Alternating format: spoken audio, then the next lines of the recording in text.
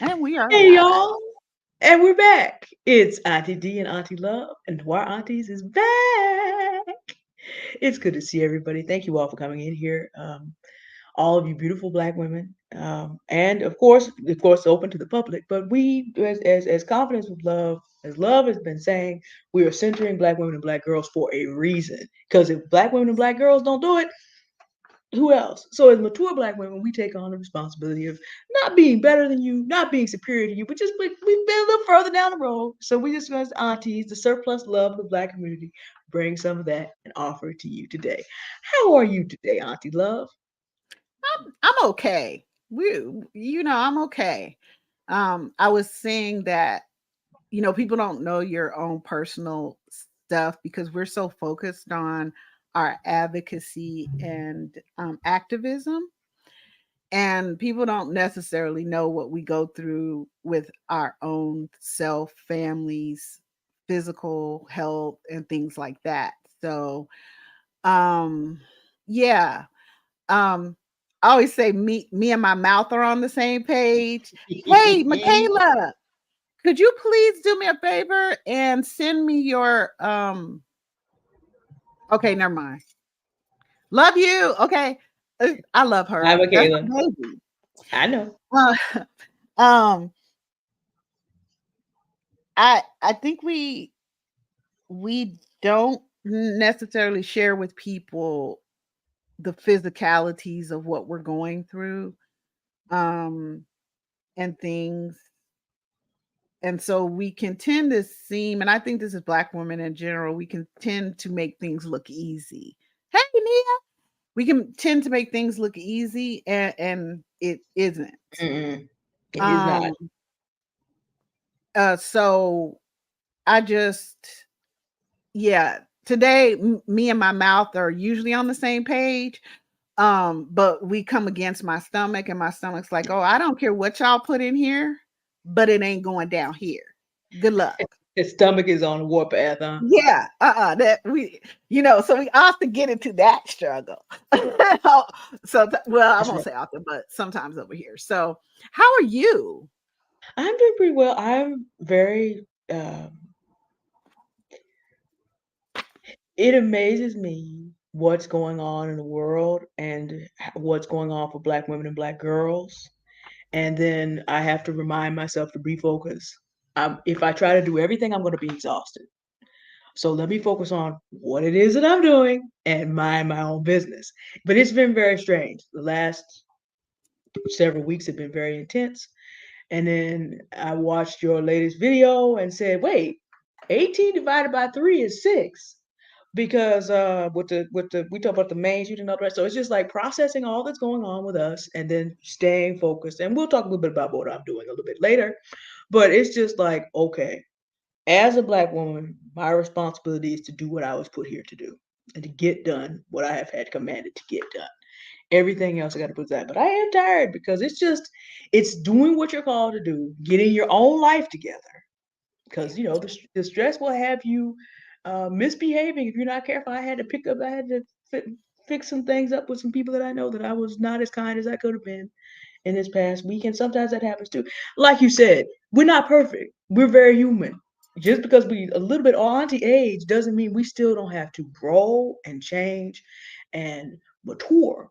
So it's been real, but we're here. We're moving and we're doing the right thing and we're moving things forward for the people we've been called to move things forward for. And sometimes that's all. That's all. At least my allergies are not on the warpath too hard against me today, which is good. I can breathe. Invincible Summer said it. Hello, Nia. Hello. Love and Hey, love to the mom. I how think I y'all said doing? hello to you already, babes. And hi, Invincible Summer. It's good to have Hey everybody y'all. here. Um, Thank you for bringing it up. Cause I want we're gonna like have a show about. Oops, that was me, huh? We're gonna have a show about it, but coming up, Thank you, Invincible. right? But Miss D just wrote a book, girl, girl. Can I tell you? Can I tell? Can I tell him I've seen it? Yes, of course. God. I sat down and just was like, "Oh my God, Miss D." It I didn't really understand crypto and Bitcoin and these types of things, and I wanted to learn. And I thought to myself, numbers, damn. And then I opened up Miss D's book, girl. I couldn't put it down. No, Really? I'm serious. I couldn't not put it down. And I had to get myself like, can I be honest? I'm on chapter. It's your channel. Say whatever you want. I'm on chapter 8. Already. What chapter, Wow. girl? Like, I learned so much. So I'm excited. I am excited beyond measure. Miss D is, we all know she's brilliant. She's amazing. And you have put, oh my God. I don't even know how did you make it so I could understand? That's what I want to know. Well, I mean, and we'll talk about it more for that show, but since Invincible brought it into the discussion, and this kind of goes with minding your own business. When I came into crypto, it literally was the same problem that you had. I'm good with numbers, but I'm not good with tech like that. So I can go with you through I can get out there with you with like I know how many zeros there are and let's say 350 quadrillion. I can tell you that. But when it comes to I mean, anything having to do with code, it was just confusing the heck up out of me. Like electronic money and it's a hash, and what the heck is a hash? All I know that is hash browns, and I'm trying to keep the carbs under control. So I ain't had no hash browns for a minute. Cause fried potatoes. I'm trying not to do all that. So it's just like it's not making any sense to me, and it's making me hungry. So I literally prayed, Lord, show me a way into crypto that I can understand as a creative. That was the spring of 2019. So first of all, understand it had to be broken down for me. I ended up going into the predecessor of my right, and I learned slowly over the hey, next 4 years True. by bumping my head. Up, my cover designer, editor, the person that Yes, made this book is amazing. It's yes, y'all. If you True have Mystique, a project, girl. you need to go talk to True Mystique now. Girl, Talk to her that cover, now. woo, Uh, that was True everything, Recovers girl. International. True. People are Oh my looking at it on God. 5 continents today. My God. Y'all That need was to talk to that her cover is now. stunning. It is stunning. But it took me Hey, bumping my CH. head and walking Yes. through. And after having bumped my head and walked through, there were 2 videos, and they'll be in the newsletter that's coming out for those that have read that book. But I think I've talked about them on my channel on my crypto journey, and I've linked to them. So I was minding my own self business, but there was a younger sister named at my church who is a mentee of mine grown up. She used to be assistant choir director to me, but then she went to college, came back in the summer, and she's like, I'd like to know more about this. So I'm sitting up there before Sunday school, and I'm just wondering why none of my students are coming in, and she comes in. So we ended up talking about Bitcoin, and I'm trying to break it down for her. And then the next day, I get these 2 videos, and I said, Lord, what would you have me to do? He said, break it down and bless the people.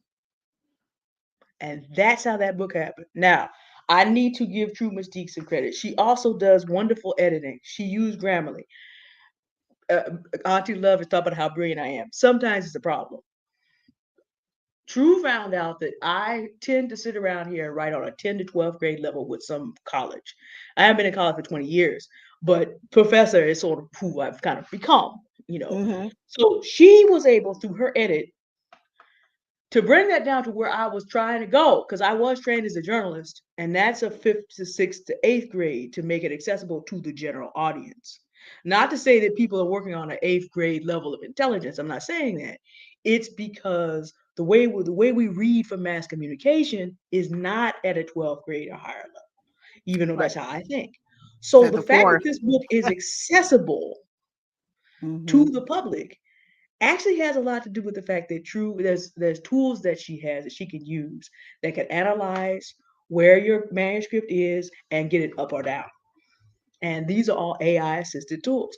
It's a conversation for another day. And maybe we should have True on about how I feel like AI you is not should. a Yeah. doesn't have to be a Mhm. threat to us, about how we're able to use these tools to be able to help ourselves. Because the fact that that book is accessible probably has more to do, the knowledge base is mine, but the fact that its accessibility has a lot to do with how True was able to analyze it and say, Mhm. okay, I know what you're trying to do.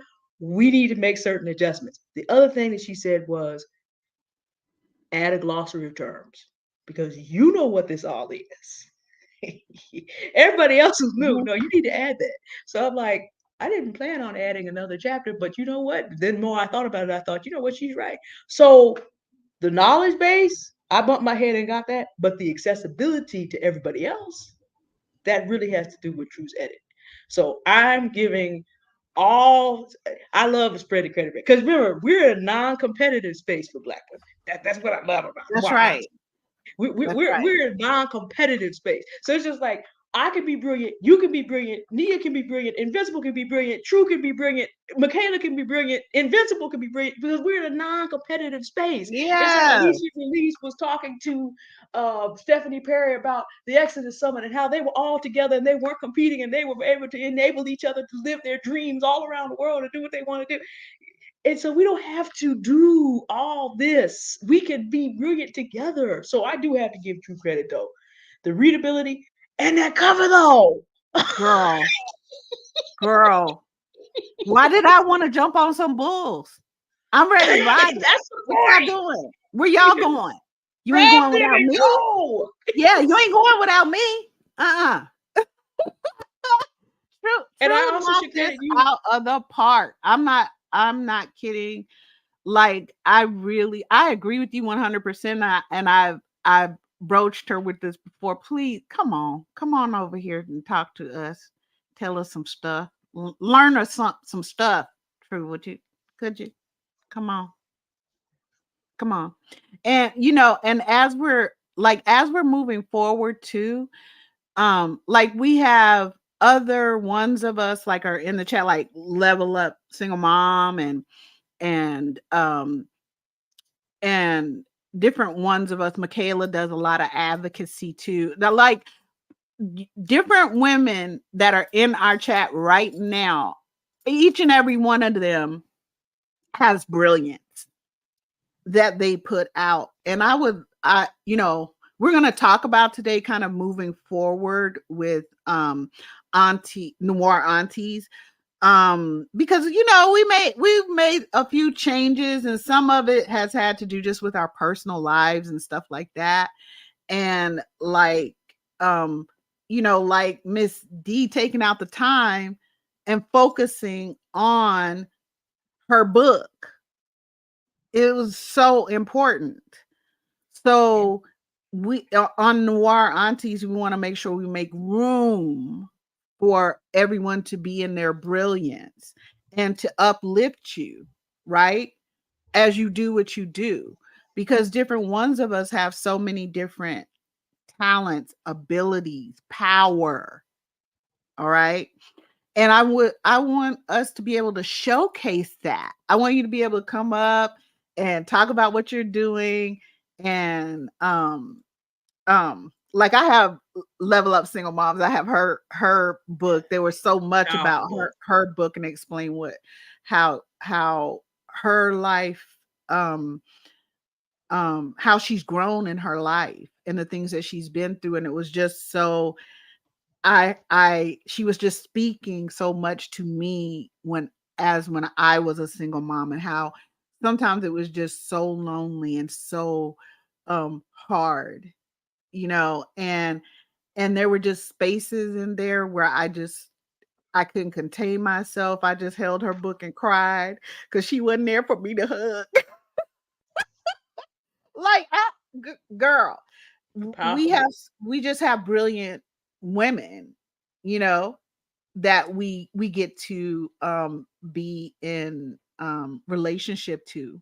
So I I am looking forward to us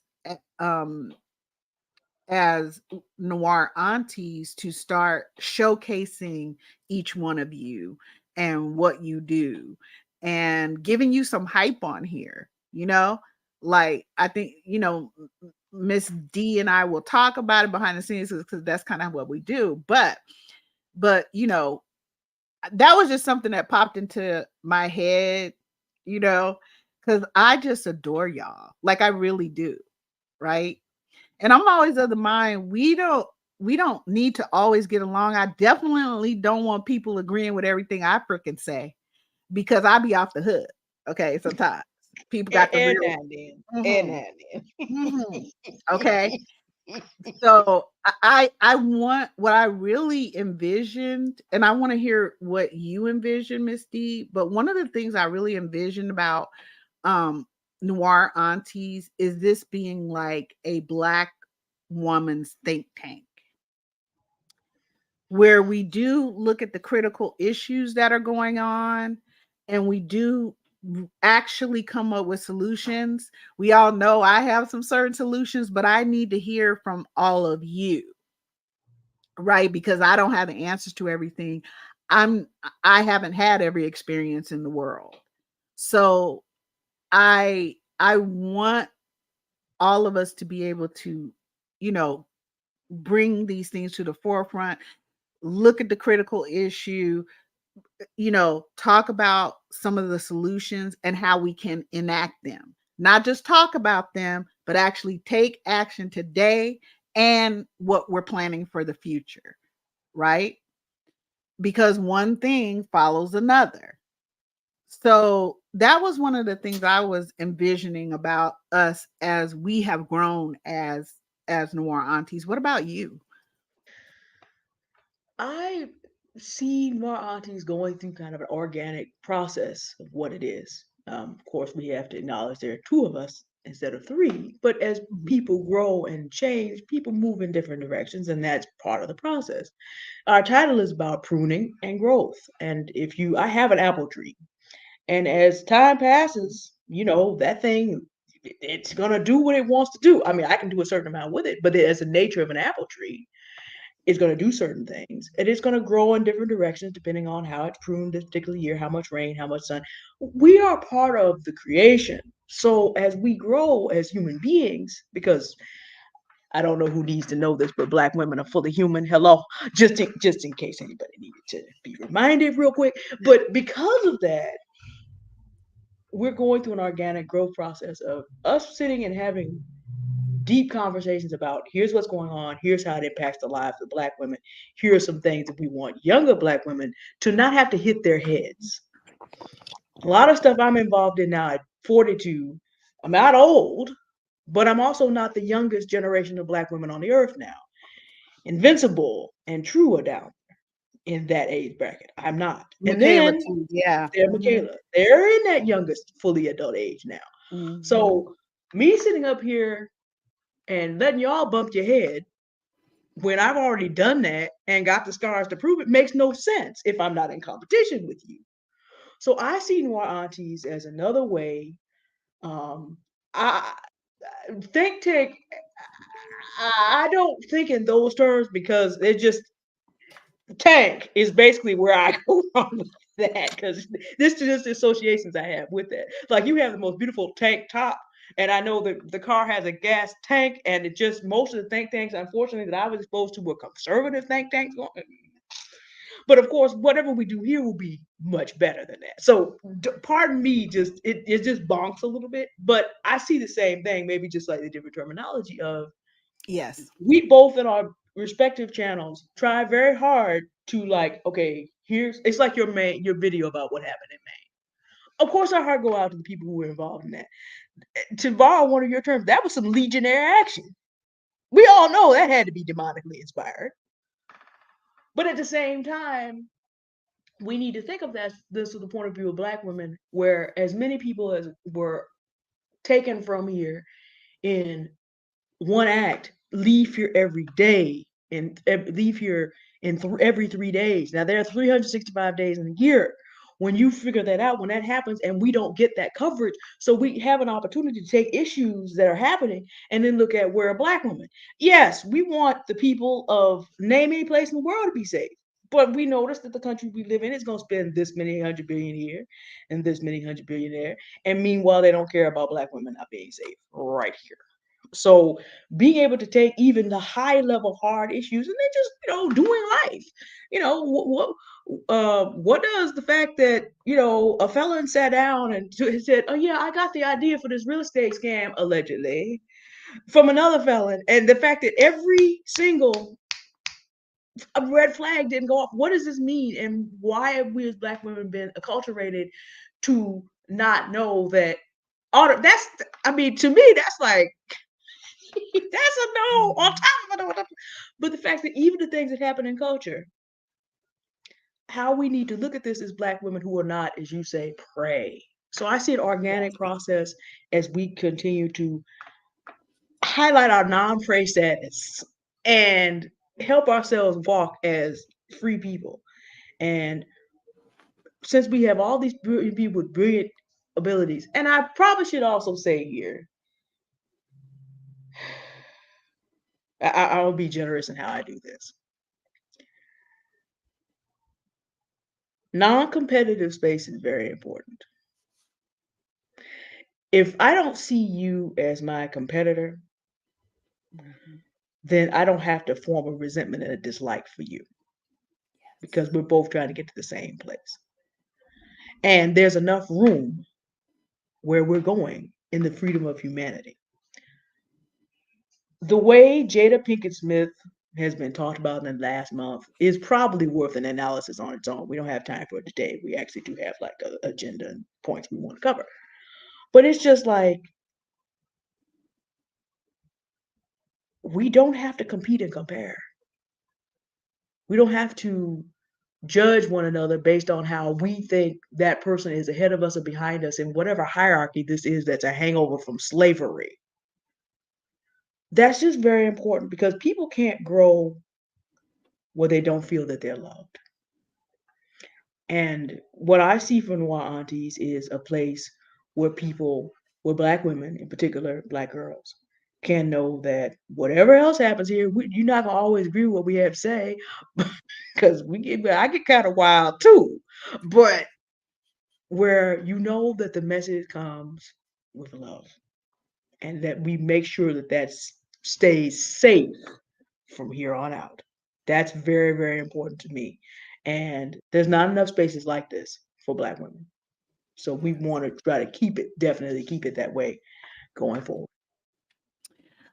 You know, um, something that you said that I really want to give to the chat today, because I'm interested to see, um because sometimes I struggle. Like I will use patriarchal language because I know that's kind of the common tongue, but in my head it's something else. Like you pointed out, like think tank, it gives this bad metallic taste in your mouth because most of these think tanks were are designed in ways to figure out how to harm someone or a Yeah. group of people. And that is not us in general as black women. So while what I really envision is democratic communities, because actually black women um, created that in in prehistoric times, right? And sometimes we don't like to say matriarchal because I don't know why, but what it does, it somehow it's a it in the minds of people who understand language based on patriarchy, it's like we're in competition. There, I don't have competition. You don't have competition. That's one of the things we're talking about, right? So, what what is a better way to say that instead of me saying think tank?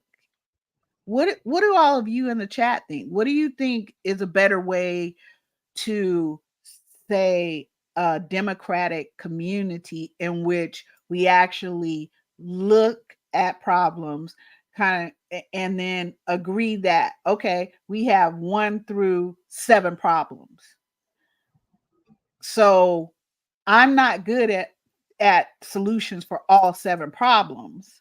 However, um, all of us together coming from different perspectives may be able to come up with solutions for that particular thing or add on to it or go, you missed something here, Miss Ma'am.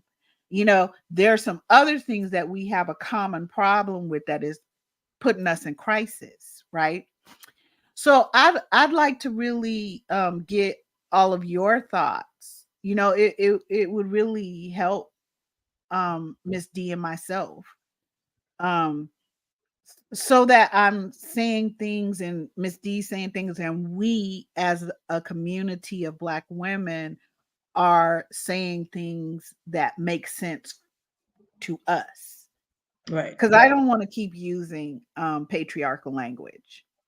In a democratic community, it's kind of like being a single mother, right? A single Black mother. Because in my household, I chose to run it as a matriarchal thing, which means nobody loses out. Everybody's eating, everybody's getting fed, and you getting fed well. Everybody's getting clothing, you're going to be safe and all of these things. I'm not choosing one of you over the other as your children. I have to learn who you are and, and then try to adapt myself to you, right? And that we're always thinking what our children and family need. So usually when we're single mothers, we're not just being parents, we are um working with other Black women, because that's usually who helps us, right? And then we're also responsible a lot of times for other people in our families. Mm-hmm. So we're trying to make sure that everybody gets what they need, right? And then some of what they want. So Sometimes. yeah, sometimes. So what do y'all think about what's a better way to say think tank? You know? Um please put it in the please put it in the chat, or back end me and Miss D, and of course Auntie D, her information is in the, what do you call that thing? Description? I description. There. Description. I lost the word. um um all of Sorry. Oh, I all just of broke Auntie the D's light here. information, of course, is in the description. So please also go over to her channel and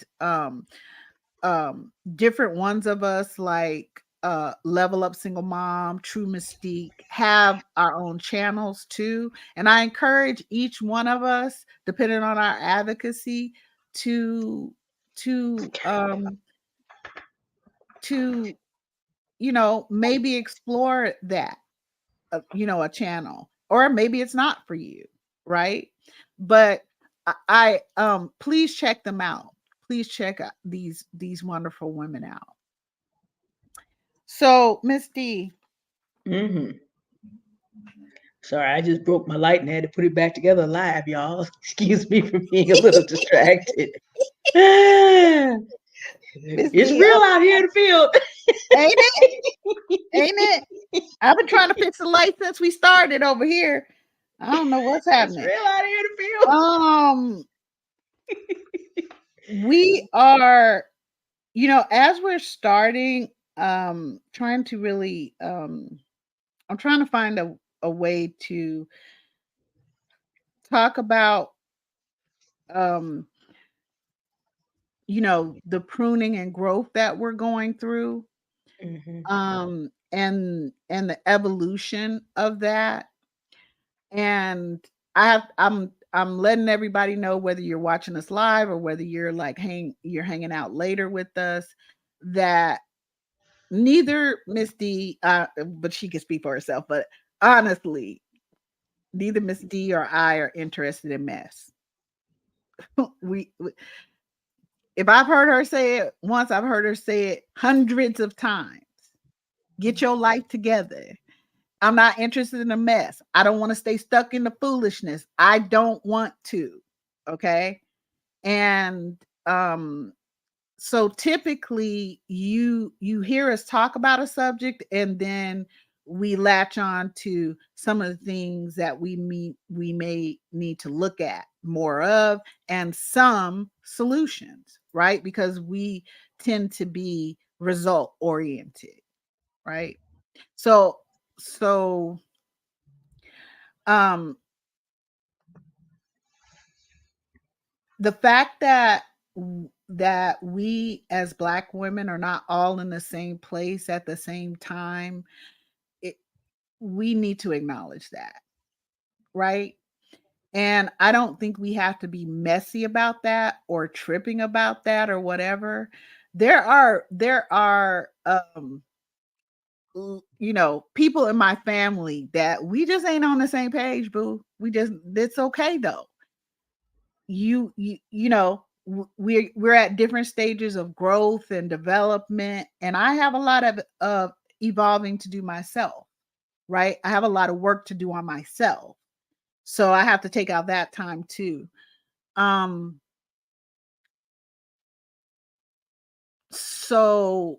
Misty, what are you,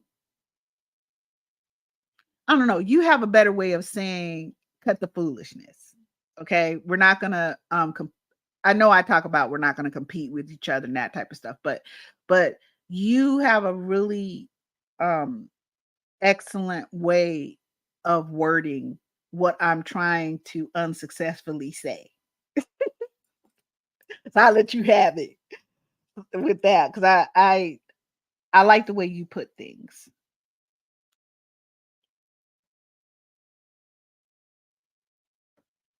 Oops, I lost Mystique. Well, how I lose my Mystique, girl?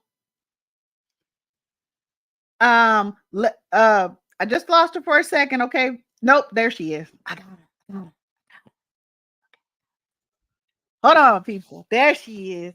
So my computer decided to go into airplane mode. It decided to go on a whole worldwide Oh, circumnavigation and didn't even ask my permission. oh, getting spicy, is it? Is it getting I'm like, spicy? Mm, I'm okay. sorry about that, y'all. But I mean, literally, the airplane mode came. I'm like, I didn't buy a ticket. I did not ask you to take me anywhere. Release my free black self. I'm back, y'all. I just landed again at the airport. I'm back. I'm sorry, y'all. It's just like the light's not working. But I'm back. You were saying about pruning and growth. Sorry about the unintentional interruption there. No, no, no problem. I was also saying that we don't do, typically we just not into the mess like that. Like we don't. Miss D says it all the time. She ain't doing foolishness. Well, she's not into the mess. She may use something as an example. I'll give a shout out to Erica De Niro, the diva, because I do love the way she will take like what she kind of knows a lot of black women watch on TV just to relax or whatever, the housewives or something like that. But she will break it down and she will make it an example of what we need to stop doing or what we need to start doing. But she really rarely is like gets invested in those actual people, right? In their lives. She's telling you whatever, see how they behaving? Some of us are doing the same thing. It isn't working for us, and then she'll tick down the list. And that's different from acting as if you friends with Jada Pinkett Smith And gonna and fight and you somebody and for you her. yeah, and you trying to give her a read just because she your cousin or something, and she personally hurt your feelings, you know. So I wanted to have you talk a little bit about that. Okay. Um, yeah, The and I'm gonna close my door while you do that. part of the pruning and growth process, before we talk about being pruned from people and situations, One of my videos that I was talking about the process I have to go through to get my life together is people will have you out there thinking that the whole world is the distance between your arm. I can't quite get up this far, and all the way back. So the whole world and all the mess in the whole world and everybody in the whole world is as close to you as your arm length. See that? Part of the pruning and growth process that is inorganic to us because nothing about, I mean, it's good that we have social media. We're using it right now. But when you use social media versus social media using you, that's two different conversations. If you wanted to do it, you could have a 24-hour diet of foolishness as close to the length of your arm. Oh, dear God. That was my fault. That's okay. Okay, there you go. I got you. It has Whoop. been designed. See, we're gonna get this technical stuff together. See, this is why we need True to come up here and help us. Cause y'all see us aunties. We just we just out here today. Winging We it, trying to girl. make it work. Winging We just winging it. We just duct taping it, you know. We just doing what we do, making it work. But you can literally, this is something that our foremothers did not have to contend with. You literally, even television. When Mother Matthews was, let's say, Invincible or True's decade, television actually like went off at certain times. So you really could not. Literally, as Black women, we are participating in being tyrannized by foolishness. And one of the parts of pruning and growth has really been, and the last 22 months have kind of been rough for me on that in that respect. Some of you know I was a Themis and Thought moderator. And one of the things that I learned as I was a moderator was that there was an endless stream of people who wanted the foolery endlessly. And I didn't realize there was so much out there. And I will always be thankful to Themis for giving me the opportunity to find out exactly how thick it is. I would never have known that had I not passed that, had I been on my path. But, and I have to give some credit to Stephanie Perry and Alicia Renice, the artist. We as Black women do not have to be beholden to any foolery. If you need to get up and leave your situation, you need to give up and leave the United States. You can do that. But once you know you have those choices, then you have to come to responsibility of, oh, I'm responsible for how much of the foolery I choose to engage in because I do have options. And see, I'm like this. Um, I am church, but I'm also a relatively well-studied Christian. There's always more to learn, but I know this. I'm responsible for every option that I have. So if I choose to live in the foolery, knowing better, that's on me. And them kind of chances, if you really understand, Love and I are in different spiritual positions, different positions and practices. But if you know that you know that you know that you're gonna be held responsible for every single thing you do, like for real, and that even if you don't think about it on that level, that every single thing you do has consequences, and it has nothing to do with whatever's out here at the length of your arm. Jada never put any money in my pocket. Will's never taken any money out. And they up there between 350 and 900 million to work with. And they ain't gonna pass none of it over here. That doesn't help me get my book edited. That doesn't help me put in a glossary of terms. That doesn't help me get my walk done so I can get that next 30 pounds off. None of that helps me. But if I let myself get stressed out, I'll do what other people do. I'll be up here yelling at people that don't need to be yelled at and stress eating and ruining all my progress. Mhm. So that's why pruning, and I will say detoxing is important because the foolishness is poisonous to our minds and to our spirits. Nia, season the crypto bull run for financial freedom. It's free on Amazon on Monday. I'll have the link out here for y'all on Monday. Um, in order to have even been able to do that, I couldn't have done that 23 months ago or a year ago. I had other things that I was attempting to do and wanting to do the things with the people I was doing them with.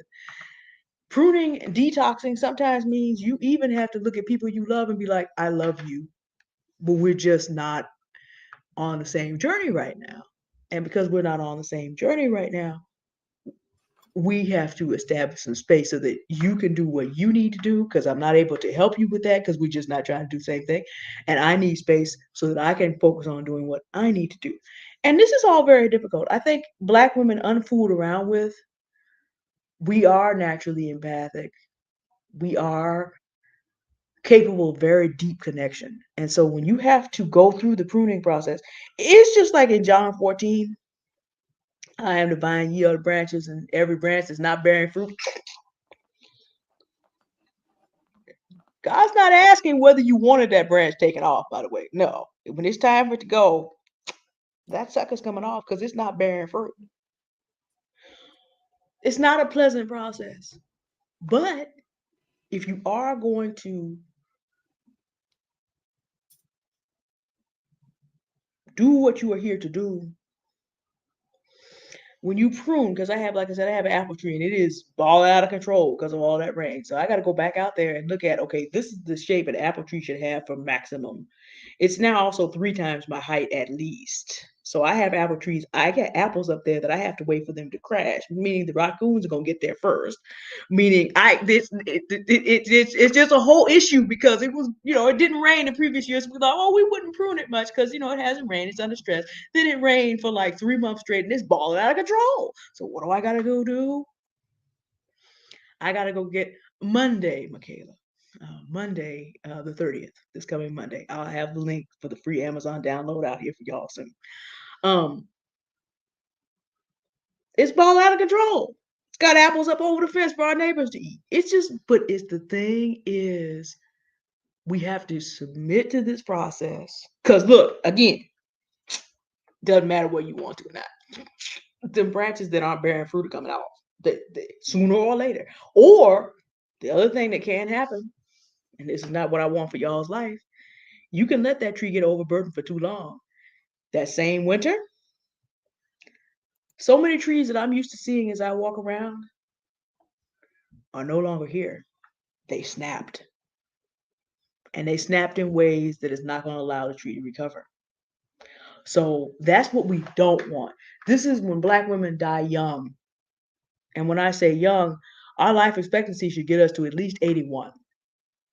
But when you see Black women who are not as accomplished with love has taught us in her course, becoming a self-confident Black woman, self-full, and do self-care and take time to take care of themselves, the stress can kill you by itself. Well, why are we out here running, carrying more weight than we need to? Why are we out here with the high blood pressure? A lot of it just has to do with the fact that there's a lot of stuff we're carrying we don't need to carry. And then social media just adds to the foolishness. Everything going on in Israel and Gaza is that close. No, it's not. We have to be willing to back up. It's tough because, again, we're being wired for drama. Now, Auntie Love, there's 13 years difference in age. Well, yeah, 13, because I'll be 43 in January. So about 13 and a half difference in age.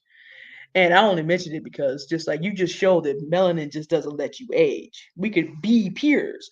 But the difference in those ages is my age generation of Black women is more dominated than your generation is. And then your generation is more dominated than my mother's generation is. And my father's generation is out here trying to figure out what is this y'all are doing?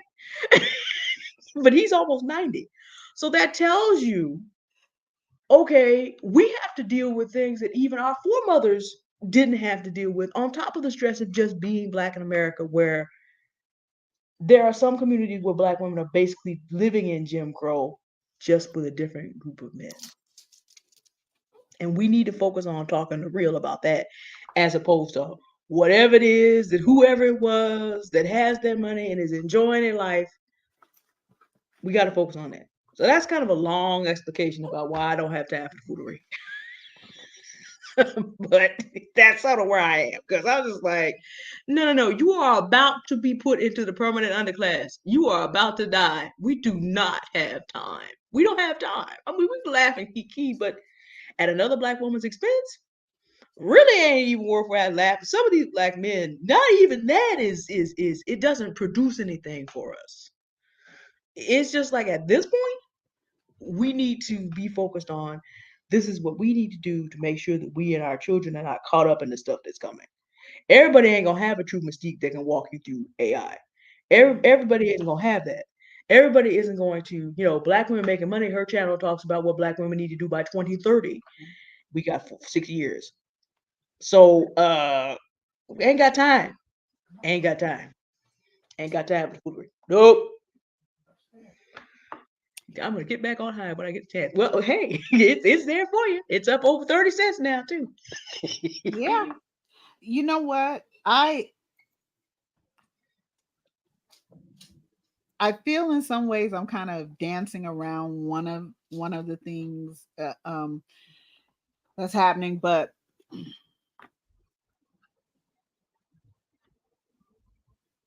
I think sometimes the expectation, say, of women my age, um, of someone like me, because actually, like in my family, I'm odd, right?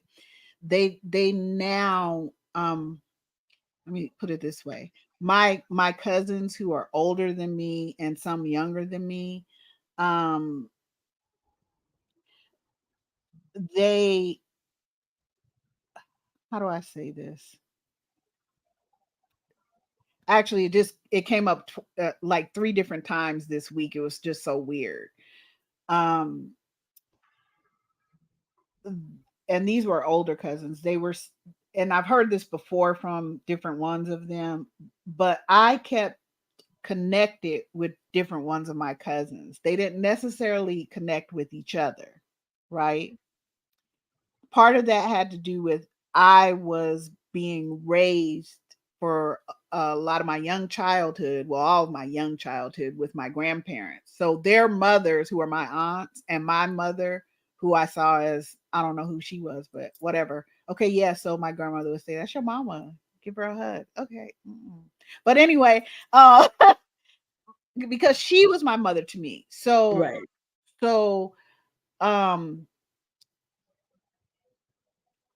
I formed relationships with different ones of my cousins that they didn't necessarily do with one another, right? So now you're talking as grown women, um, they um they believed heavily in the patriarchy because that's how we were programmed and that's how we were raised in our family. We're from the South, we're from the islands, North Carolina, Right. North outer Carolina. outer outer banks. We are part Gullah Geechee, and that's on my grandmother's side. Her mother was Gullah Geechee from another island. She took a boat over to the island. She ended up having like um her second set of children on. And so we have a lot of history and all of these things, but also my cousins didn't really weren't really paying attention to that. Because what tends to happen to us in the Black community, as Black women, is we do get churched. We do go by patriarchal rules and the hierarchy that's built into patriarchy, and it hasn't been for our good, you know. So I being born, I think that all Black girls are goddess born, meaning we're elemental. We're here for a reason. But I think people, instead of um protecting us and holding us sacred and letting us, like you said, grow, right? They felt like, okay, they are really powerful. So what we're going to do is we're going to harness that, just like we harness water, just like we harness the air, just like we harness the earth, and we're going to use it till it's gone. Okay. And whatever we do to it, oh well, We'll get as another long as we later. get what we want. Right. So I grew differently. I have a different brain pattern. I have a different way of processing, but I know that we all do. But my cousins and my aunts, for the most part, because I could never understand, why aren't y'all like more like Ma? Like, she ran this, that you could go to my grandfather and ask nothing. He'll be like, "Oh, you better go talk to Ma. I know you didn't come over here and ask me something." Oh, no, no, no, no, no, no, no. She makes those because she is brilliant. She was a brilliant woman. But she was also odd for her time, and not that other women weren't brilliant, but they were afraid to show it because they got punished for laughing out loud, for smiling, for not keeping their eyes down, both in public and in their homes. A lot of women were being beat by um, their husbands or men in their lives. Um, I don't know if some of you are maybe of an age that you remember this, but if you had a father in the home, because a lot of my uncles were in the home, my father was in and out, whatever. And all of my aunts were married, my mom too, but they used to do this weird thing. Well, I think it's sick to me. They would, if they were going to spank us as little girls, they would make us lift up our dresses and pull down our underwear to beat us with a belt as men. Ew. Hmm. You see what I'm saying? Ew. That was considered normal. That was considered normal. Um, so I'm just different. I'm just a very different person. And I constantly say there there should be a this world should be a world that doesn't need me, doesn't need an apex predator, doesn't need a different type of thinker. We should be valued enough as humans that you don't need someone like me, right? But one of the things that's really fucking aggravated me over the years is that this feeling of I needed to understand them and where they were. And I've been a reader. I've been reading since I was 4 years old. My grandmother taught me, my mother taught me how, cuz she was brilliant too for all her problems. Um she taught me how to comprehend, right? So in my family, you know how they do in our families. Oh, you're going to be smart. Oh, you're going to need to go be a model. Oh, you're going to be a doctor. Or you're going to be a this. It's kind of a setup where they're deciding for you how you're going to serve everyone else, Yeah, you have a right? shadow spot early. Yeah. And be happy about it while you do it, but not too happy. Don't Okay. enjoy it. Don't enjoy it. So I was just very observant and I paid attention. And you know that old rule, a child is to be seen and not heard. I was that one because I was always seen, but I definitely was listening to everything. And my grandmother would talk to me about things. My mother was actually very honest. My father was extraordinarily too honest. So it bothered me when my cousins now and as we were adults, younger adults, say shit to me like, "Oh, well, you're the smart one. You're the one who knows these things. So we're calling you because we need you to fix this. And you're the one who chose not to be married all of those years and have children out of wedlock on purpose and things like that when that was just not what you did." Okay?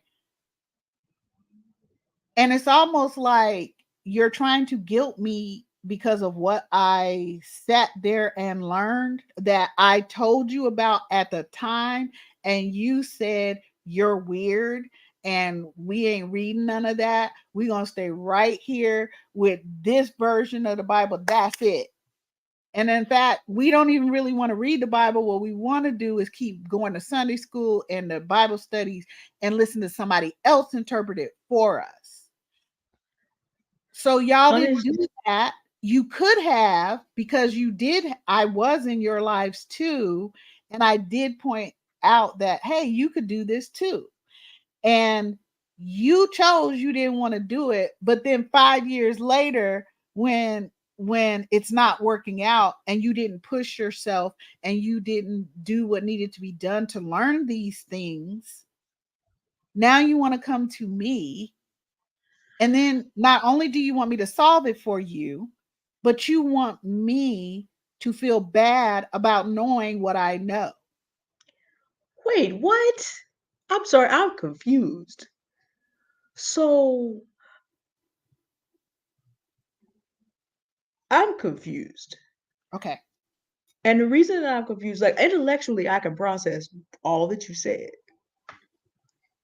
But I'm like, in what universe is this going to work?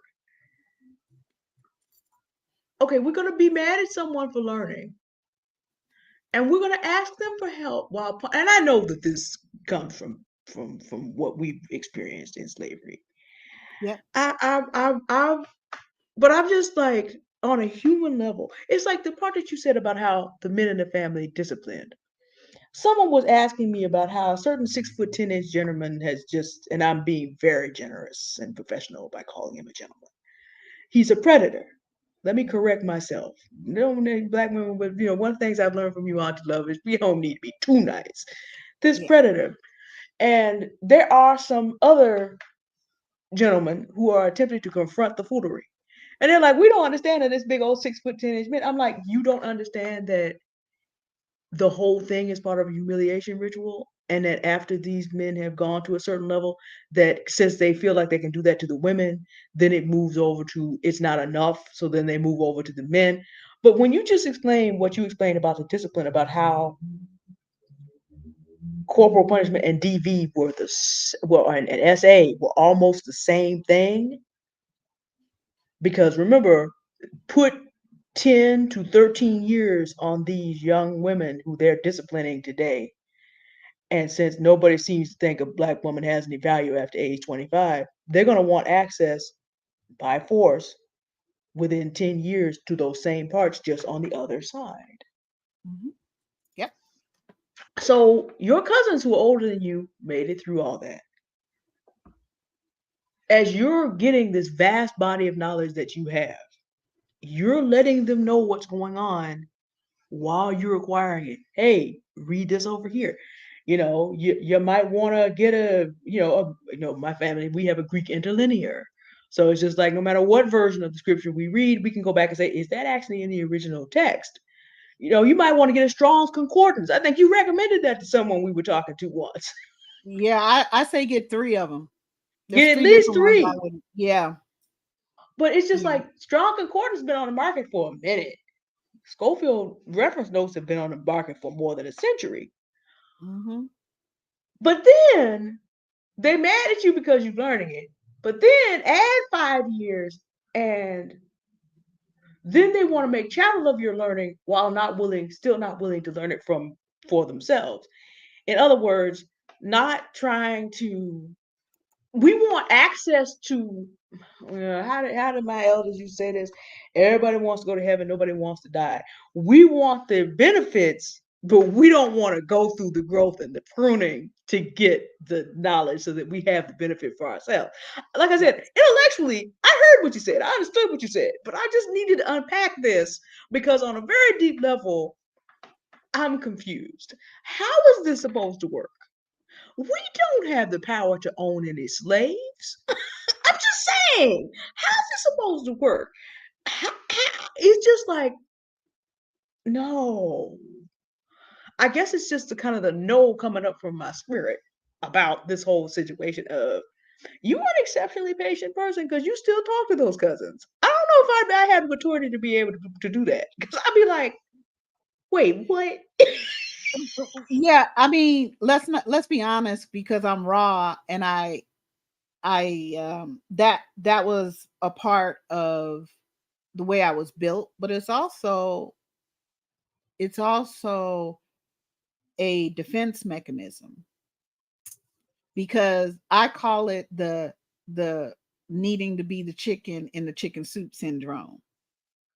So I got to get in, I got to pluck myself, clean myself, get put the water on the stove and put myself in the boiling water, and then add all the other stuff while I'm starting to boil to make me tasty, and then you get to continually eat off of me, and you have no care or concern of what it costs me. But I Everything. need to understand how your life is going and what you're going through and be there for you, but you're not in a space where you're going to literally pretty much ever be able to be there for me. And while I do understand, and I understand it as us as a group, I understand it as a family. I understand it as other Black women out in the world, and it literally makes me nuts. And I just had this conversation, like I said, with like three different cousins, because I, you know me, I just say it. So it literally makes me nuts that you are asking me. Oh, and while you put me down the whole time, oh shit, when she gonna get married? Oh, what? Why is she doing that? Blah blah blah. Okay, you did all that, girl. But now, not only do I need to be understanding to your plight, which I am, and I understand that you don't know what you don't know, but you chose not to know it. Yeah, that's the issue. You chose not to know. You chose to stay ignorant. Yeah. So you want to be able to have, let's say, the conversations that you and I have, Miss D, because you have read up all these years. I have read up all of these years.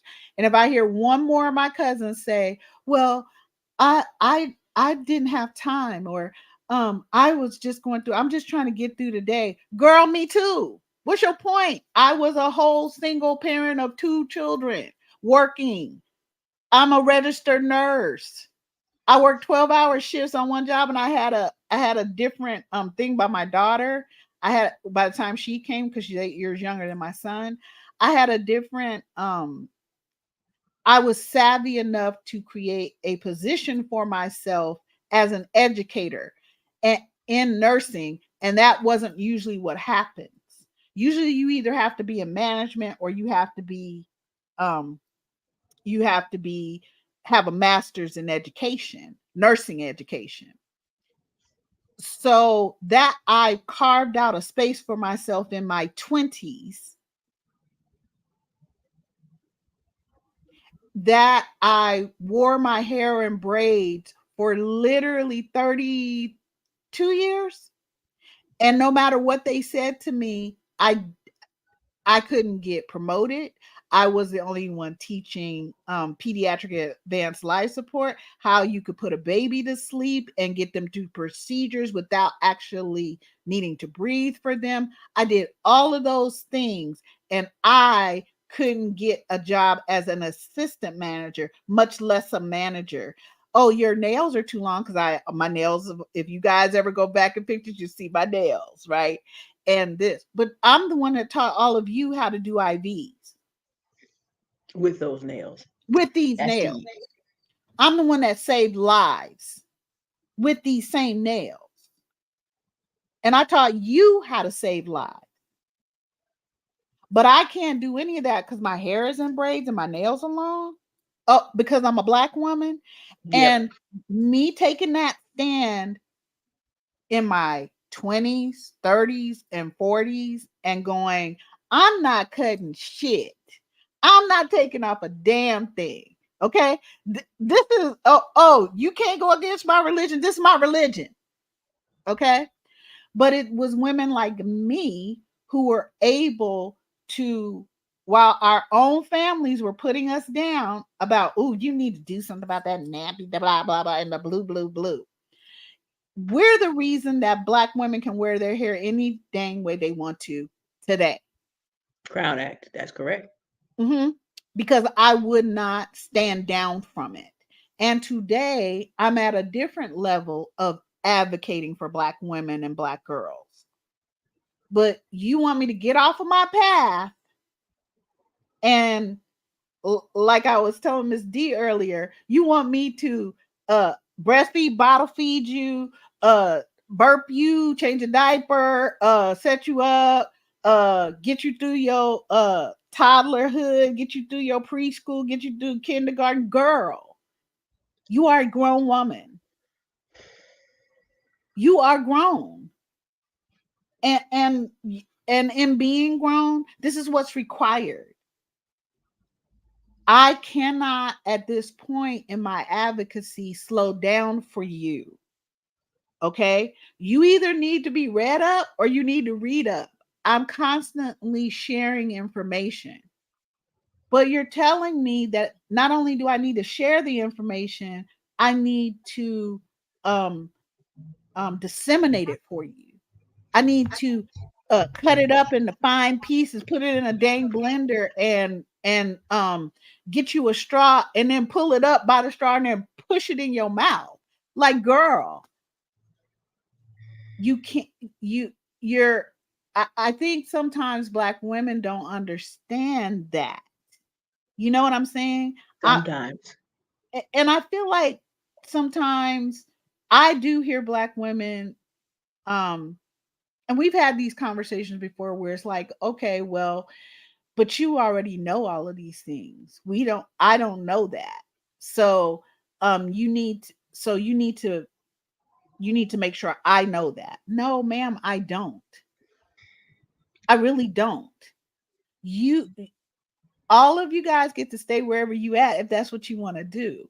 But I have a calling, and it's specific, and a part of my calling is not to read you bedtime stories and help you to understand every part of everything that was in that book, break it down for you and whatever. No, you're grown. You need to do that for yourself.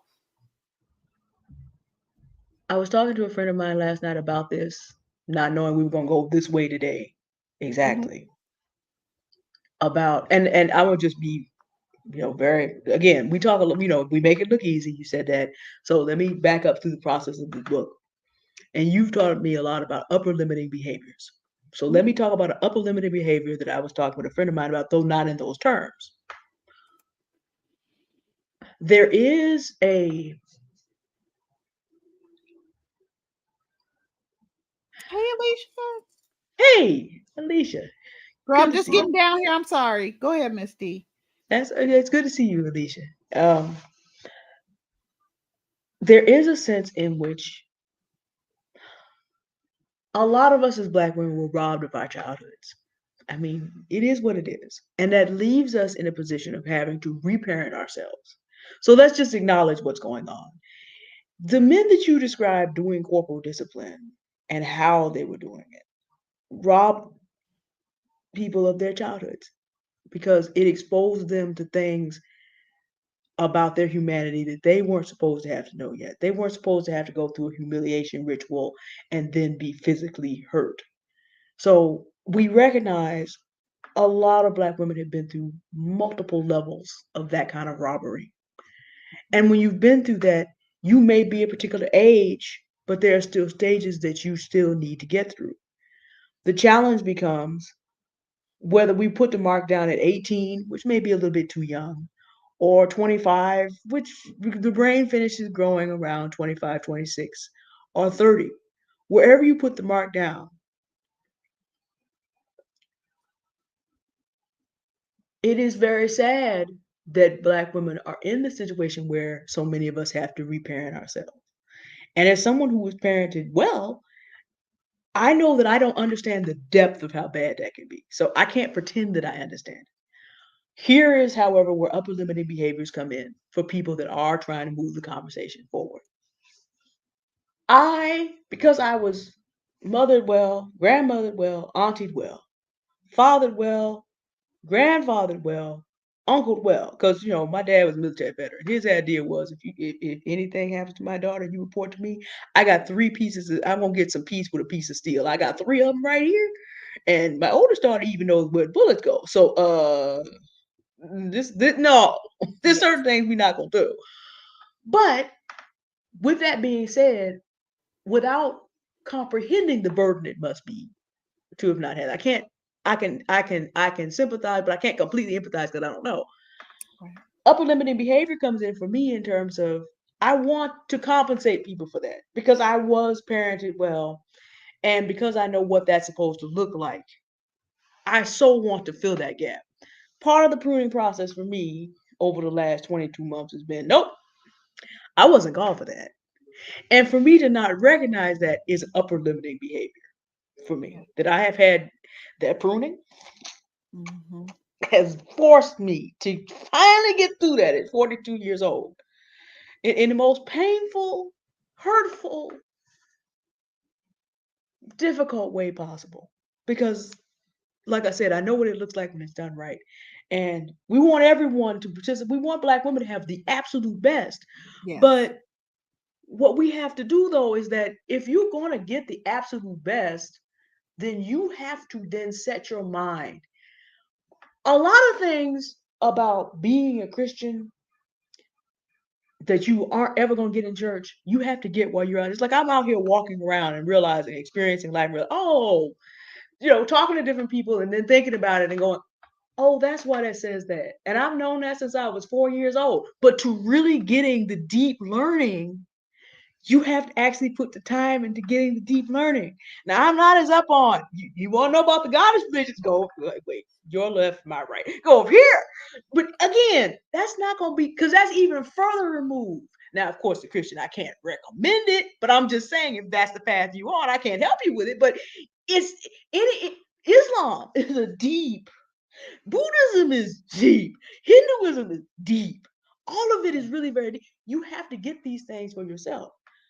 You really do. It's like James Brown, as messy as he was in many ways, open the door and I'll get it myself. He did understand that you had to pay the cost to be the boss. Yeah. And we heard all these things. This is like, no, at some Yeah. point you wake up in the morning, you're like, Mm-hmm.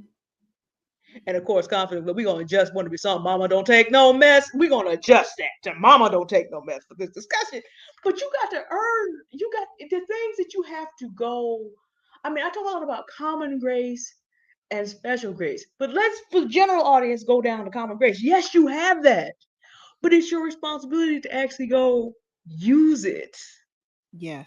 And this is the thing: wisdom can be shared, but the acquisition is not transferable.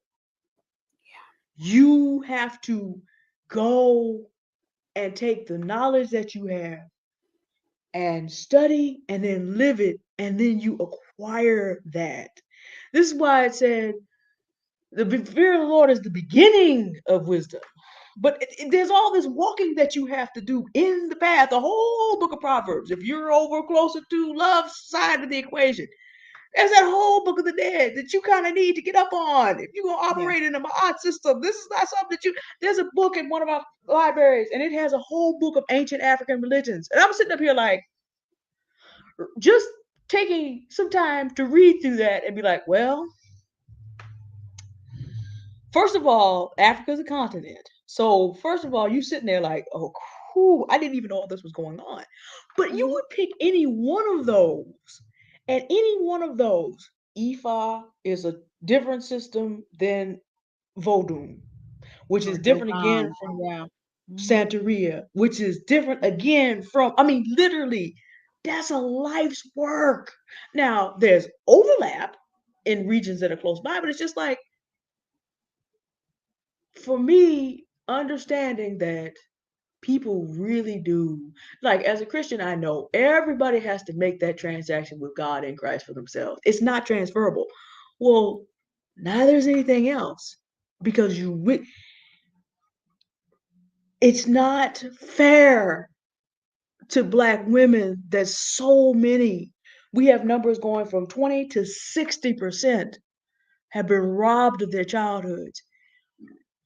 But we have to help ourselves get out of the idea that everyone else that we meet is entitled to help Yeah. us get across. At some point, you have to Except everybody has to accept that you have to be captain of your own ship. And then people like me have to understand I can't necessarily pick you up for long. I might be able to bring my boat alongside and keep them waves off of you for a minute. But if you out here with stop and rush on the Titan, can't help with that. Can't help with Yeah, that. yeah. I think something too that you're bringing up. You didn't say this, but it popped into my head this way. I understand that in general, this very very general, that black women and black girls um are either trying to fit into a stereotype or get out of fit, being seen as another stereotype. And what I'm saying is we're either trying to fit into this person's idea of what a black woman is in that box, or trying to prove that we're not that, but we're over here in this box, that they see us, they they they want us to be in, to believe we need to be in. That's why in my confidence class, when we all know, most of y'all know over here that what's my famous 4 questions? Who are Yes, you? ma'am. Right? That's the first one. That means, who do you believe you are for you? Not what people have taught you, imprinted on you, behave towards you to help you to believe who they need you to be or want you to be or whatever. Okay. What do you want? Because actually, when we're asking little black girls what they want, we're already telling them, oh, you want to be a nurse. Oh, you want to be a teacher. Oh, you want to be a this. Oh, you want to be a that. And dear Lord, don't let a little black girl at 5 years old say, yeah, I want to be a doctor. And then at 10 years old said, no, I want to be a dancer. Well, you said you want, girl, this is a baby. Exactly. Want And different things every you're the day. ones pushing that, not this baby. Okay, what is wrong with y'all, right? And that's what I saw in my own family, and I still see it, right? Hmm. So if we're it, girl,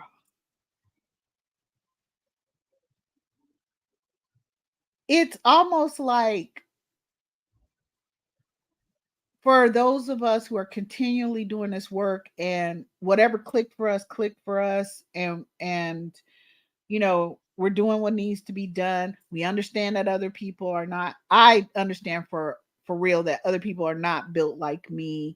And you shouldn't be, because again, I shouldn't be necessary. You should not ever have to have an apex predator in your um in your society or whatever, to combat the thousands of other types of predators, so that black women can be safe as they grow and they heal and they move forward. I should not be necessary in a quote unquote much better humanistic society. Okay. But I'm going to tell you guys how my son described me when he was about 15 or 16. He said, because he's an artist. Oh, speaking of artists, Alicia artist, she's here. Listen, girl, all y'all got channels and stuff. I love y'all. I'll tell you right now, I really do.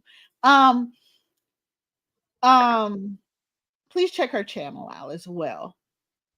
So he said, I see you, like, he goes, the movie 300, where there was 300 of them Oh, at the hot gate and everything came to them, and and they made it every day. We're just getting through each and every day.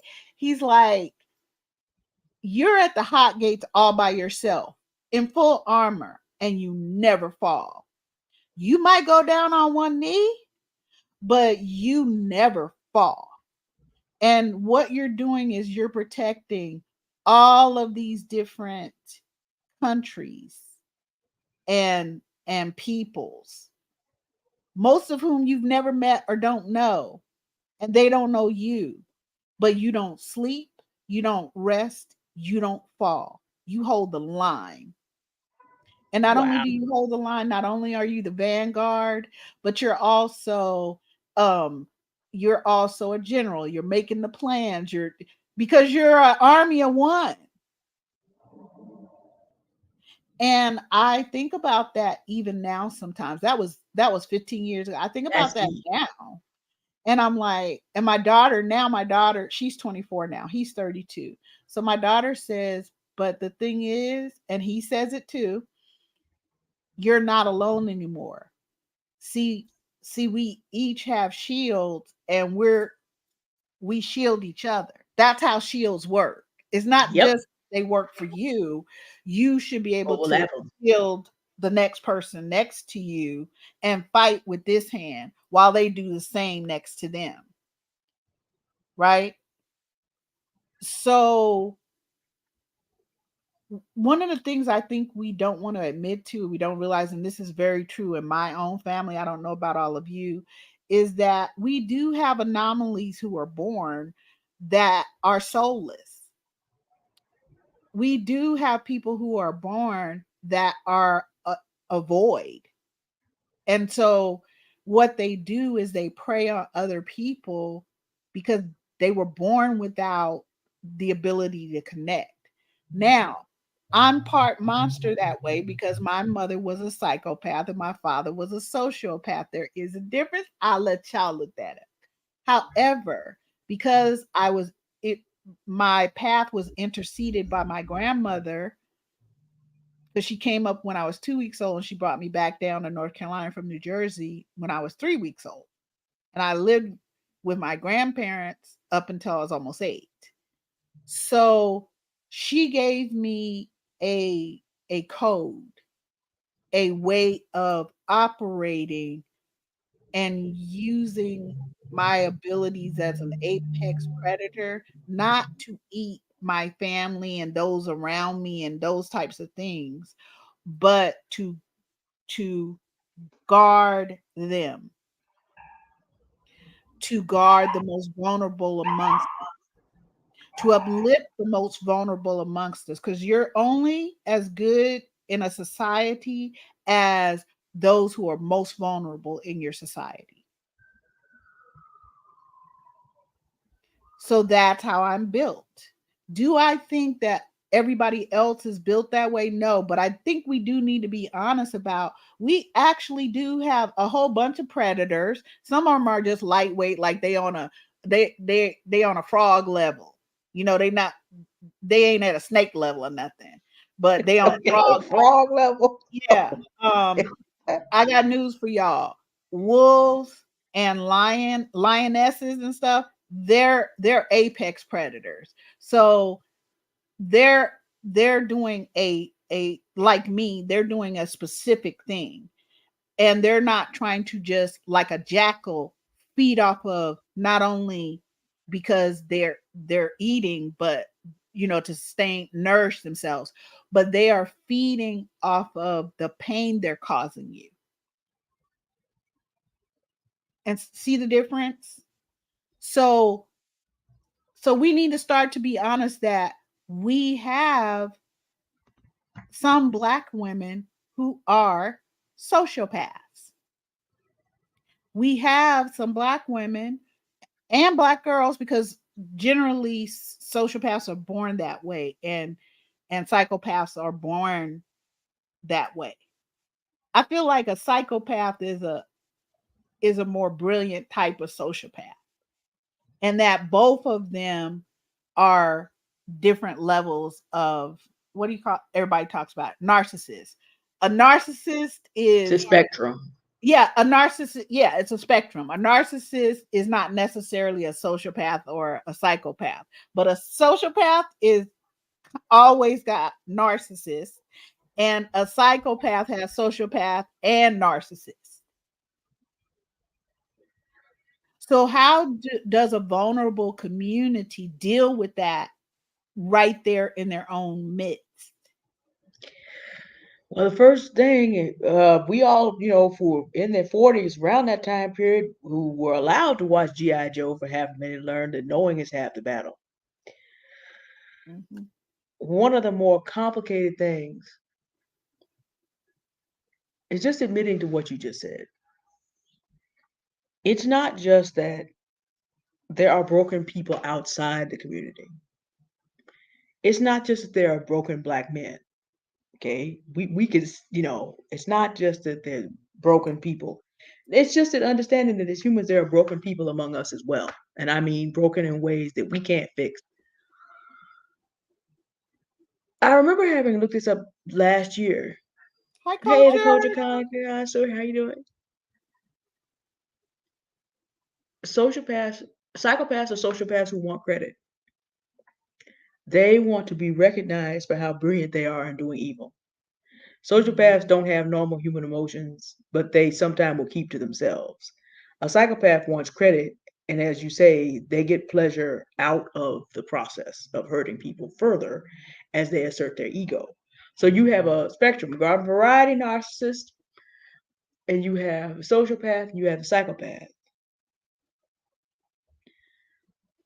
The problem is all of them have the capability of being covert. Mhm. So they have some sense of what they're all doing and what they're on, but they have enough self awareness to be very deceptive. So if you don't even acknowledge this exists, you really have no defense at all. And I have to thank you, Auntie Love, for just, having multiple conversations with me over the course of the last 8 to 10 months, almost 8 to 12, because it's October. I kind of line up times and dates. The thing about people who are sociopaths, psychopaths, narcissists in general, it is beyond mortal ability. No matter how much empath you have, no matter how much you are concerned, it is literally beyond mortal ability. This is not a problem that a human being can solve because this has to do with, I think of this in terms of physics. If you know anything about, if you've ever studied any astronomy and you paid attention to science fiction, you know about the black hole. A Mhm. star collapses on itself, a large star. Now, that star was once a brilliant, bright star, and it had all the capacities of a star in the world, but something went wrong. It got to it. The way that they write about stellar evolution, it got to a certain age. But what also can happen is that sometimes a very large star can have things going on with its photons, and it's called photon disintegration. In a lot of ways, you can make a black hole. Everybody got a story, in other words. Every Right. star that's ever become a black hole has a story. But the problem is, the gravity of that thing is so intense that you cannot get close enough to it to steady it because you can't get out of the gravity of that thing. And once you get in there, you're just going to become part of it. It will literally anything that gets near it. The only warning that you get, and this is kind of what this conversation is about, black holes are so intense that that they even can swallow light itself, the photons that go into light itself. But because Yes. light is moving as fast as it is, that light will go around it a bunch of times before going in there. So a lot of these people look very bright and brilliant, but all they really have going on is all these photons they're eating circling around until their speed decays enough so they can actually be taken in. Some of them are as bright as stars because of that. But you have to understand everything that our forefathers said, everything that glitters is not gold. Understanding that there are people, and even some black women, I would love it if we had conversations about Jada Pinkett Smith that talk seriously about what we know and what we can learn from that whole situation is complex between her and Will. But just looking at, okay, we know what the personality types are. We can't diagnose anyone, but here's what we can learn as we make our own partnerships about what we may want, what we may not. Because if we don't even look at, okay, a black woman could be your cousin, or she could be a big star, But you don't know what you're looking at. We just sitting up here talking about what we think and our opinion about whoever it is, instead of realizing there are people who we love among us because of the nature of who they are. Stephanie Perry has talked about it, and there's channels all the way out here about no contact and the necessity, because we cannot, we are not allowed as mortals. I'm talking about a limit of our mortal lives. Mm-hmm. All you can do is know about narcissists, sociopaths, and get away from them. Because that's really the limit of what we can do to protect ourselves. Once you know, Mother Maya Angelou actually told us that when people tell you who they are, what? Believe them and Mm-hmm. then move accordingly. But like I said, the first thing starts with we have to understand that this is actually what's going on. And that Black women, being human, because we made that note earlier, are not exempt. Some of us are exhibiting some of these behaviors also. You can't be in community with everyone just because, not because we don't want to, not because we don't love them, but even in our own family sometimes, and even in our own circles of friends, you gotta hit that block button and move on, because Yeah, it's I think the hard thing is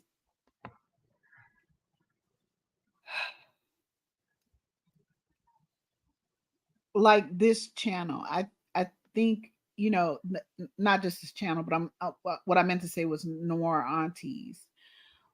We speak in a lot of depth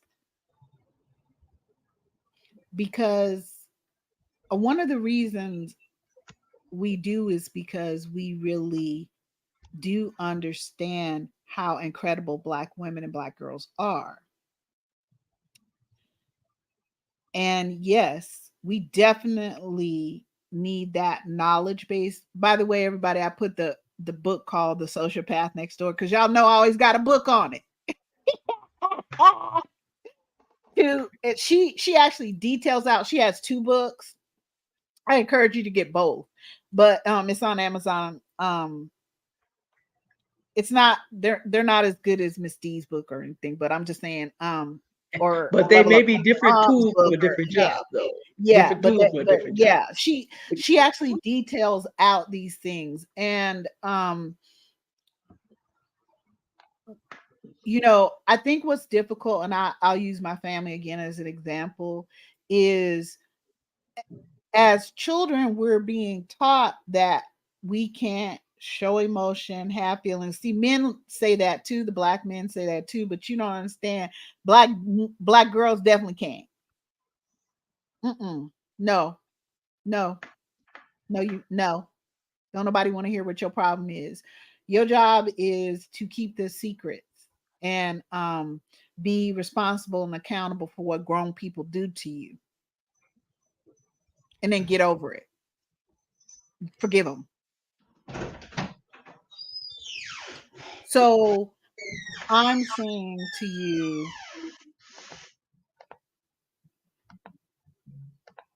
I taught my daughter these things as a child. I taught my son these things as a child. We're going to have to start to do that. I remember family and people in my life saying to me, "You tell them too much." Well, if I am not real with them being children. Now, look, I had to take care of my little sister from the time I was 8. Okay. This is how sadistic my parents were. My father was a brilliant man, again, a sociopath. He got heavy into, I'd only known him as a heroin addict because he had been a heroin addict my entire life. So I didn't know him any different than that. Um, my mother, like I said, she was born a sociopath. Those anomalies do truly happen in any group of humans. Okay. And so when they moved me out to California around 8 years old, um my father, to to do whatever else he was doing, he was also pimping. He was an accountant. He went to Howard, but he was pimping, and he was turning young girls out. And my mother knew all about it. They were married. So he had a he had a child, my younger sister, with another, with one of what he would call his stable, meaning this is what he called the women, the young women and stuff, in his who he was pimping and turning out and beating down in the street and doing getting them hooked on drugs too. Okay. Now my mother was, get this, y'all, she was an RN and a psychiatric nurse. And That's one deep. of her favorite things to do overtime for overtime was shocking people. That electric shock, she loved doing that. In fact, the hospital she started out in New Jersey was one of those really horrifying psych places where the nurses, they lived on campus and stuff, and she loved staying overtime to shock people and watch them foam at the mouth. So it was nothing to her to watch my father abuse me. You guys understand? Like, these are some of the things that we're going through. So how do I, as a child, separate myself from these people who are parading as my parents? Parading Where am as I your going to go? parents. Where am I Wow. going to go at 8 years old? They moved me all the way from North Carolina to California. So even their sisters who were my mother's sisters who were co-signing her bad behavior because she was co-signing theirs. So they was, and some of them were mistreating their children, or their husbands were. What are children supposed to do? And that's one of the reasons why I started out really working to ensure that children had a voice. Because in nursing school, they taught us that you can't be judgmental to a parent who has abused their child. The fuck I can't. No, you can't be judgmental. Me, you leaving here. You leaving here. You ain't touching not nary baby again. I don't really care what y'all think. And what's your point? But it's very difficult for me to stand up to that, to possibly lose my job because that person was a VIP somehow, knew whoever they knew, and they should get to abuse their child. Well, not on my watch. So if you need me to stay home and never come back here, well, I guess that's what you need to do. But as long as I'm here, you who trying to tell me that your 7 month old just broke their leg somehow and it's a twist break, you out of here. Twist break. Oh Mhm. my God. You out of here. You held that baby down and you held their leg until it twists. Hmm? A twist break. So I'm telling us that, when are we going to get all of these different levels of things? And yes, as adults, we can decide absolutely not, because that's what the sociopath next door is going to tell you. Just what Miss D said. If possible, cut them off. Cut them off. And if you can't, that's why in my self-confidence class, I talk about boundaries plus consequences. Because one thing about me is, even probably by the time I was 8.5, my full predator was unleashed. My full apex predator was unleashed. But I didn't go after, my little cousins that I had to take care of, because their mamas would leave them with me.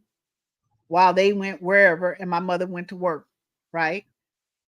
I had to do their hair, bathe them. Oh no, I didn't take it out on them or my little sister. I took it out on my parents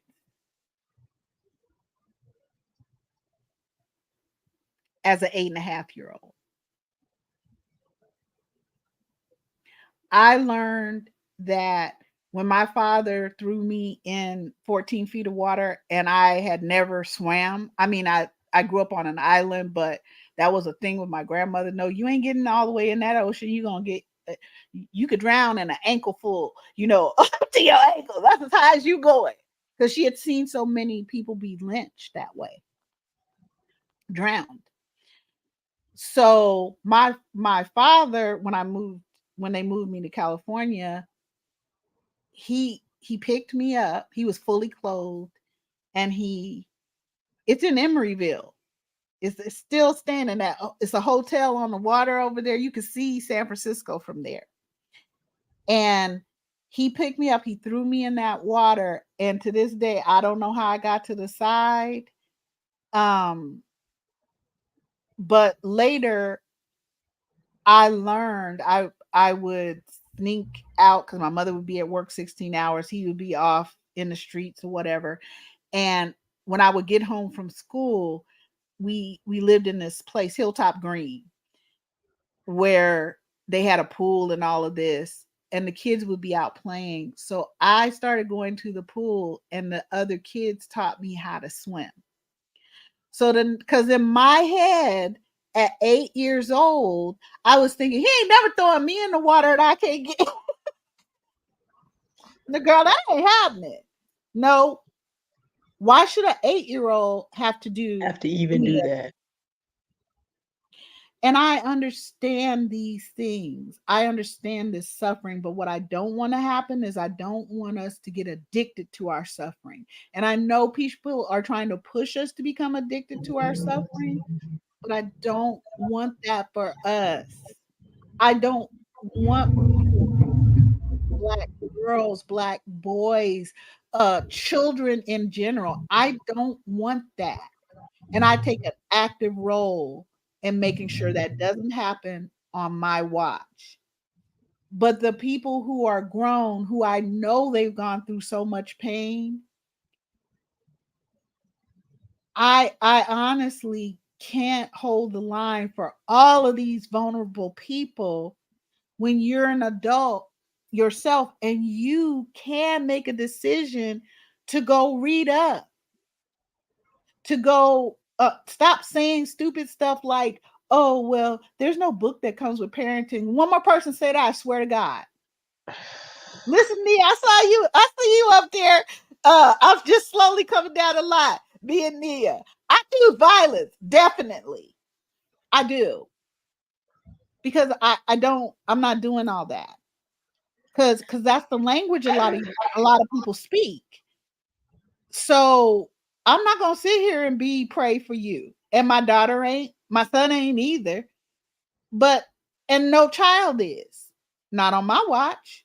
You're not gonna be sitting here trying to tell me about what happened in Maine. That's what Miss D was talking about. I did a video, I think yesterday or the day before or something, where the mass shooting in Maine happened. And while I'm understanding to what happened and how horrifying that shit is, and that at the time 18 people had been unalived, murdered, going about they lives. That's just that's just sick. Okay? And it's not that that person is just crazy. I wish we could just say what it is. Okay, he just a white dude. He like violence. And he feels like he has the right to go do the worst and the most heinous thing. And we're not calling him a lone wolf because y'all protected him all this time. He didn't get this way just by himself. Okay? So, yes, he masked and unalived 18 people at that time. Well, guess what? But you want to turn around to black women and tell black women you need to care about this. You need to help us. You need to come and heal us. You know how to heal people. You know y'all are empaths. You know that y'all, as Black women, for the most part, outside of family stuff or amongst ourselves, y'all ain't trying. We ain't trying to hurt nobody. We are not. We are not trying to commit any type of genocide, uh, uh, patricide, momicide, none of it. Okay, we're not trying to do any of that. So again, we're elemental. So you always want us as Black women to come and do all of that. But I don't get to focus on the fact that um every 4 to 4.5 hours, Black women are being taken out of here, right here in these United States that's supposed to be so civilized and whatever, by Black men. And what that amounts to is those same 18 people, that means 6 Black women a day are being unalived by Black men. That's just one of the things that is a crisis situation for us. Okay. In 3 days, if you multiply 6 Black women a day times 72 hours, we're being taken out 18 Black women every 3 days.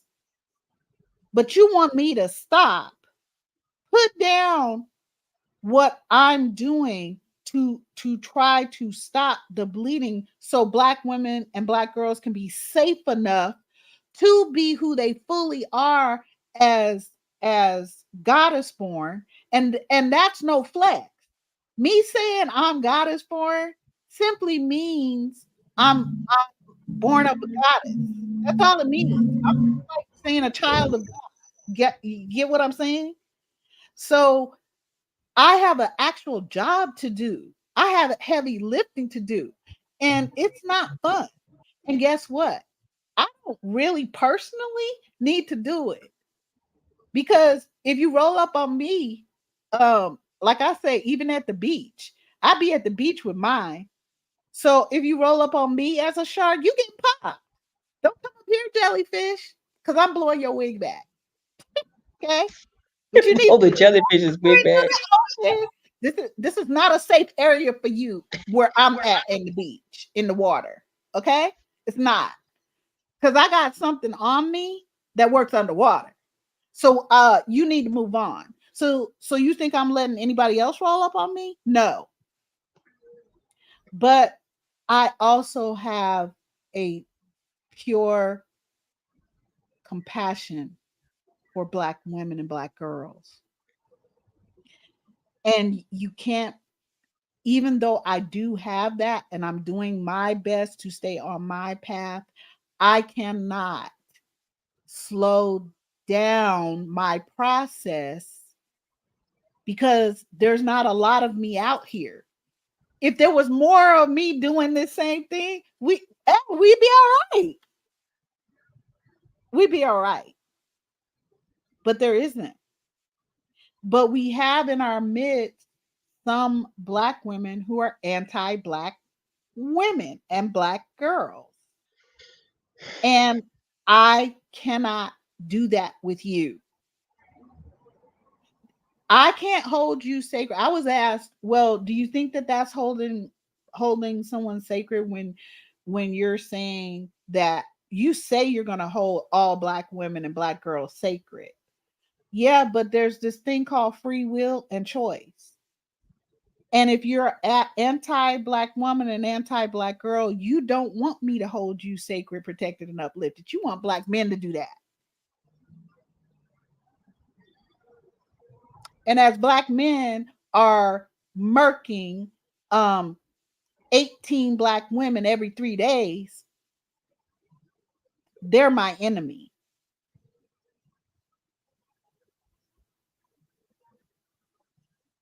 And if you are anti-Black woman and Black girl, you are too.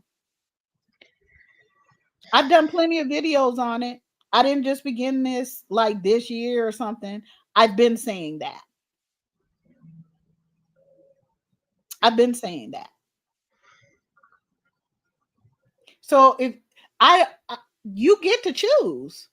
Don't get me wrong. And I ain't mad at you choosing. I got cousins who chose to be anti-black woman and anti-black girl and anti-LGBTQ and anti girl. Now we don't want to accept that children who are quote unquote mixed are black. Girl, That's, we need all the helping it is people we cheating. can get. What are you doing? That's how we that's why we're billions of years old, because we understood that and we operated from that position. You're taking on a patriarchy that's telling you you can't even be born the way you are, or else that's some sort of crime and you should be punished for it, For existing. for existing. And you think that I'm going to get with that? No, I've been very clear about my path. No, ma'am. No, sir. I'm not going to be doing that. I'm not. And I'm not going to call you something that you're not. And I'm not going to get with you. I'm not, because you decided that you wanted to be over there helping my enemy murk even more black women, and essay and murk more black girls and little black boys. Because when y'all ain't out here murking black women and black girls, you out here doing the most with little black boys, and then you over here murking each other 25 times a day. No, Quite a, this quite a this ain't resume. no, this is not a cultural, this is not a cultural war. It's a war, but it's a war y'all started. I'm just here to meet the charge and to let you know you ain't doing it on my watch. Now, we ain't got to like each other. We ain't got to hang out. I ain't got to agree with everybody. It's all good. You got free will and you got choice. We might not like our choices, but we have them. Okay? But as for me, that's going to be no. If you, the art of war, girl, all I gotta do is sit back and watch you. If you letting me know fresh and out that you anti-black woman, I don't care what you look like. I don't care who you are. Then you are my enemy. That's what you're telling me. No, I'm And not your enemy. Yes, you yes, you are. are, because of how your behavior sets up. There it is. There it is. See, the So, problem with being, oh, I'm sorry, you weren't finished. no, I go was, ahead. Go ahead. Hey, Tori. I'm sorry. I'm just seeing your name, girl. I'm trying to hey, get down Tori, this list. Let me get down here and see who here. Look at y'all. I love y'all. the thing is about being human, the rights and the responsibilities. We've spent a long time in the United States struggling for the rights, a long time. And some people still don't have this settled because of the way black women are treated. Well, black people in general, basically. Mhm. But let's keep it specific. Black women in general. Because again, classic case. You sent me the article, USA Today, about Miss Rhoda Osmond. Now we've had lots of arguments back and forth. Yeah. But I mean not you and me, but I mean just around the bend. But the thing Mhm. is, the report about her injuries came out on September the 2nd. And that was in that article. So I'm like, okay. And y'all saw my video with a brick gate. I lost my Mhm. cool a little bit for about an hour.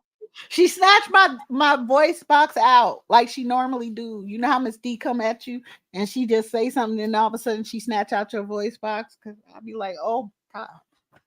We have had the ability to know. And you spent all this time, people spent going back and forth and trying to find a reason why. And 40% of the people doing it were black women. On September the 2nd, the report about her injuries talked about how there was blood coming out of her ear. I don't know if you've ever had an ear infection. Mhm. I don't know if you've ever accidentally gotten a toothpick or even had swimmer's ear. Let me tell you what you're not going to do. Mm-mm. You might beat your face up a little bit if you have a really strong, high pain tolerance. If you personally hate the person that you're trying to get caught up. But I guarantee you what you're not gonna do is gouge your own eardrum out. I Mm. guarantee you're not gonna do that. That's not within the realm of human scamming. That's not gonna happen. So we knew that on September the 2nd. We understand why black men who want to hold black women's channel would do the most to try to disprove these known medical facts. And by the way, it probably needs to be said, and you've spoken to this a bunch of times, Confidence with Love. The people who do the medical reporting are not necessarily our friends either. So when you look at how different groups of women are not our friends, the fact that they actually recorded that happened was not because they were trying to get on the side of the black woman. Let's just put that out of the way. Mm-mm. So we've had this body of knowledge, and all these people trying to find out what really happened could have found this body of knowledge. Instead, we're gonna go back and forth for a month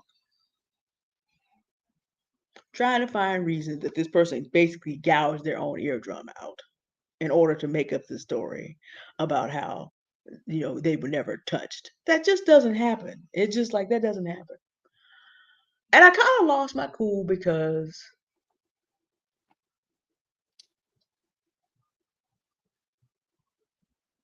it is hard for me to imagine, as someone who does not have a hate for any group of people, like we're talking about millions and billions of people, it would destroy me to have that much hate. So how? I mean, I know there are bigots out here who hate everything not white male. I know that happens. We know that this happens. You've had men like John C. Calhoun who said things like slavery is a positive good because the only use of the African race is to be servant to the master race. We know that this exists. This is also why every picture of him looks demoniac. Literally, painters gathered this from him. He has these eyes that are just almost burning out of the thing. And that's not easy to do in a non-photograph. The fact that all these different portrait makers captured this about him, that's what that does to you. So it was tough for me to realize that so many black women wanted to find a way. The same thing happened with Carly Russell, except we did find out that Carly Russell made some of that up. We did find that out. She finally admitted to it. But that there was this whole cottage industry of black women going from comment to comment, video to video, social media space to social media space, all the way around the loop. Not on Hive, because Hive is a non-foolery platform, at least so far. But going around corners trying to disprove what the medical report had said since September the 2nd. It's like this argument never even needed to happen. All 18 million black women needed to do was just print the report, and every time some fool said something, here it is. She didn't dig out her own eardrums. Done. We could have shut that whole thing down in a week. Instead, we had so much sense that Rhoda Osmond was our competitor for whatever attention, sympathy, eyeballs, that 40% of the people in the comments going with the foolery that had already been disproven Mm-hmm. were black women. Mm-hmm.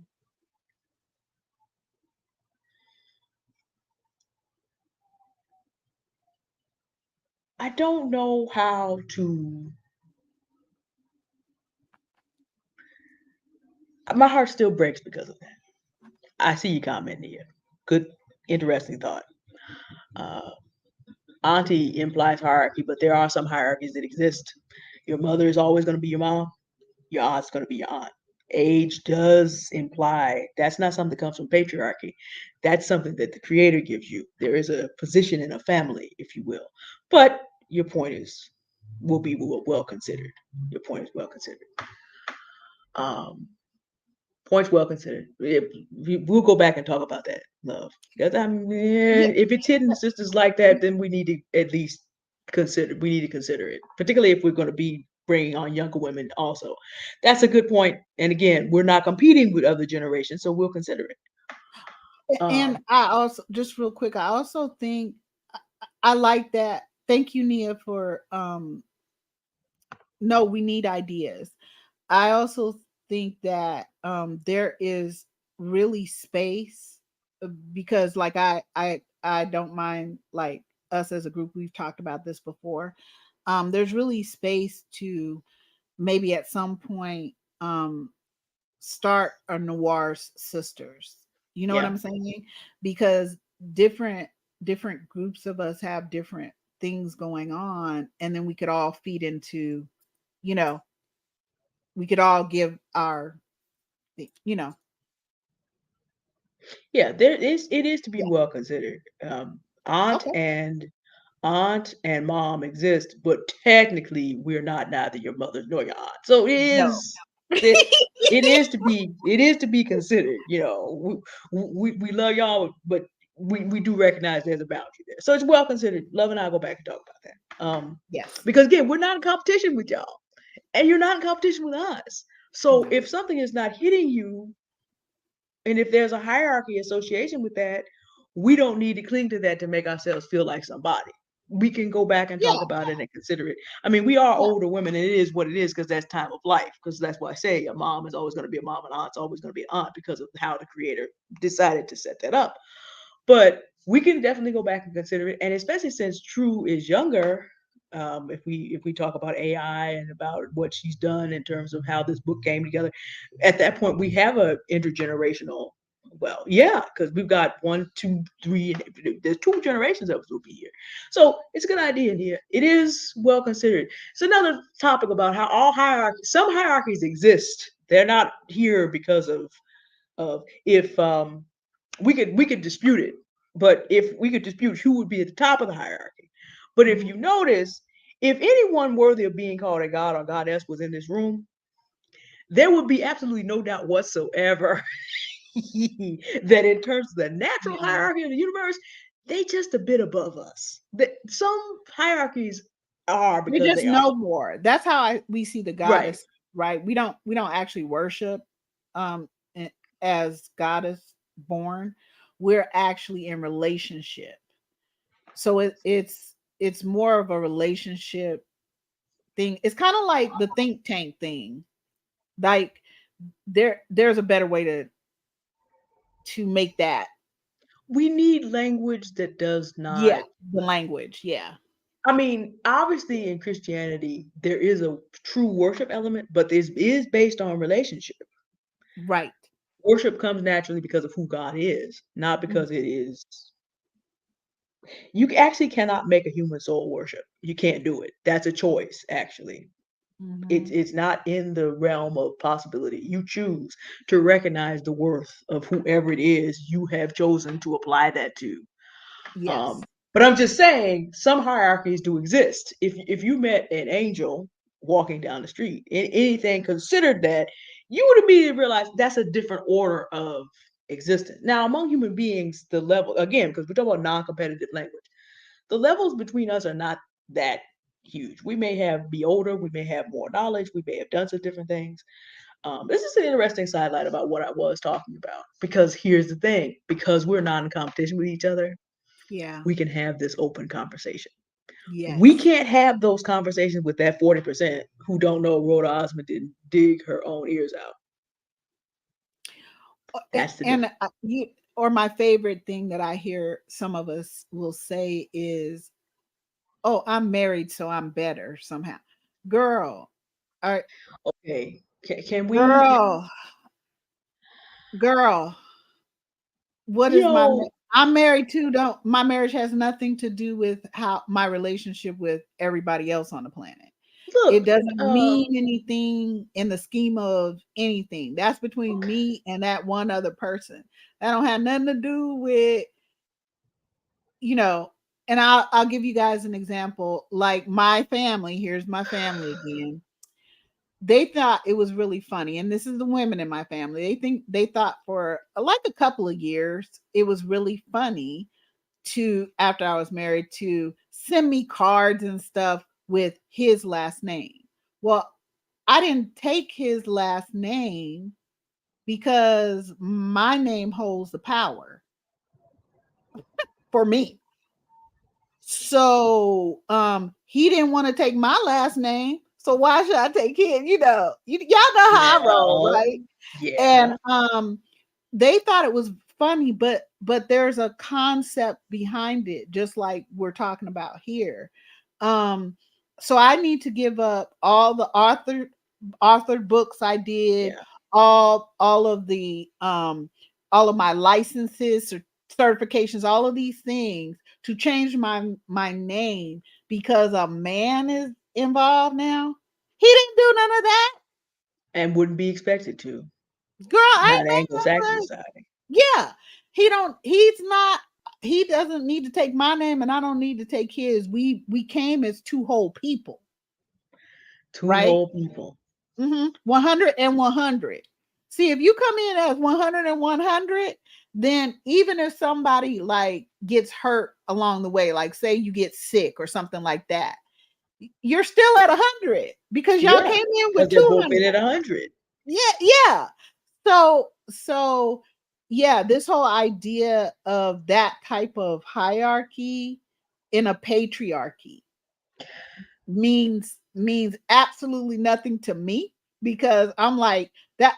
To me it's just like a job description. Okay, there's some things I ought to be doing as a 56-year-old now woman to be there for black women, black girls, children around the globe, indigenous women. Soon as I can help black women and black girls, I'm adding indigenous women into that because girl, if indigenous women, we need, girl, they're the elementals that fix the element.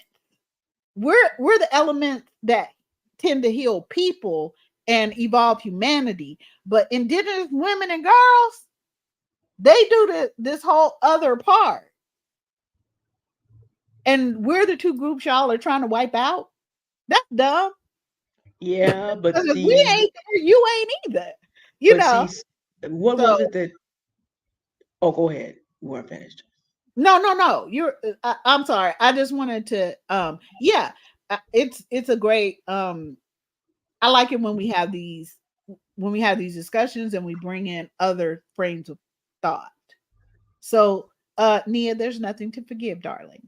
No, no, no. It was good that you felt safe to bring it up because I know, when we started this, we did have that conversation about this as well. It's just that the age groups that we are at that kind of age of being, And we have having children. responsibilities. Yeah, and We're responsibility. It's a little supposed, bit different. yeah. Actually, we're I'm supposed to be extraordinarily responsible as a older black woman. I need to be able to listen to the different to babies. I listen to babies tell me who they are. I They listen to do. children tell me. I listen to teenagers tell me. I listen to 23rd. Me and my daughter are goddess form, which puts us on the same level that way. Yes, I am her mom. Yes, she is my daughter. There are things that I'm responsible for as her mother. There are things she's responsible for as a daughter. And as goddess born, we are on the same level. And I think that's so important to this conversation that we're having, right?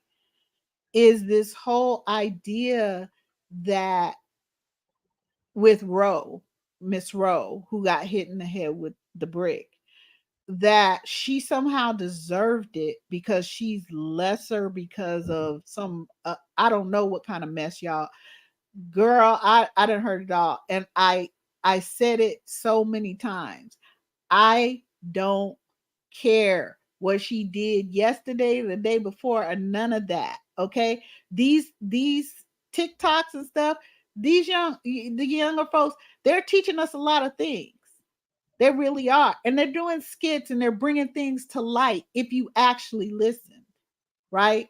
But if you're so busy trying to tell somebody that they're less than you because you yourself feel less than for whatever reason, that sounds like some work you need to do. Get a therapist, do something, get a hug, do something. But as grown adults, we have responsibilities. We have responsibilities to ourselves to heal and do better, right? And then we have responsibilities. I do, and Miss D does. We've taken on responsibility of uplifting and holding sacred and protected the most vulnerable people. Miss D works with children all the time. And she has a huge, that's a huge responsibility. So, and she lives up to every piece of it. So yeah, it's hard using this patriarchal language. Um, but like you were saying, getting back to Miss Rowe, it's the same type of thing. So you're going to try to find a reason why she's at fault for what a black man did to her. And someone actually said to me that she's the reason why your daughter love could get hurt. No, if a black man hurts my daughter, I'm not going to be looking for Roe. Okay? Tell you right now, she ain't gonna be Okay. on my list. I'm gonna be looking Okay. for him, his mama, his daddy, his grandmama. I'm gonna be digging up people. I'm gonna be doing all type of mess because About to get my messed up here in eternity. daughter be done. You are not to roll up on her. That is a mistake. So I'm telling all of y'all now who are black women out there who are anti-black women and black girls, you better let your sons or whoever your the daughters that believe that same thing know that you need to ask questions. You need to go, wait, have y'all seen this woman do that girl you going after or you think you gonna make her your prey? Do she know this? Do she know love? Because if she knows her at all, leave her Yeah, alone. it's not. Yeah, It's no, not worth it. that ain't what you want. That is not it. That ain't what you want. That's not what you want for your life. Yeah. No. So yeah, I just that um that's a part of why we're moving differently. Um I think I think it showed us all something, like as a society. This was something that we really didn't want to have to go there with, and my family is a perfect example. Girl, they a perfect example. 60 some years old and still don't want to admit that they daddies was dumb as hell, I'm and they were trying. trifling, and they had all of these kids by all of these other women while married to one of our aunts or your mama. I had uncle that kicked out one of my cousins when he was 9 years old. Girl, bye. And terrorized the rest of them. Girl, bye.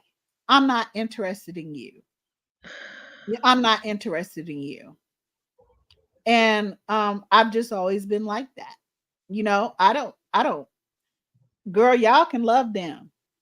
You can love people doing that, and I know that's what we're taught to do. I'm just not joining you. But see, there's layers of love and care. And Yeah. I don't think that we have often had these distinctives discussed. And I'm gonna roll back to the okay, as a married woman, I get a different status. Now I have to be a little bit humble because I'm a single woman. So I don't want to be You I don't can't need to be talk to. humble. But I mean, there are intricacies about being married that, of course, I do not understand at this point. That's what I mean. There's areas of knowledge that I don't. But let me just talk about elements of love and care.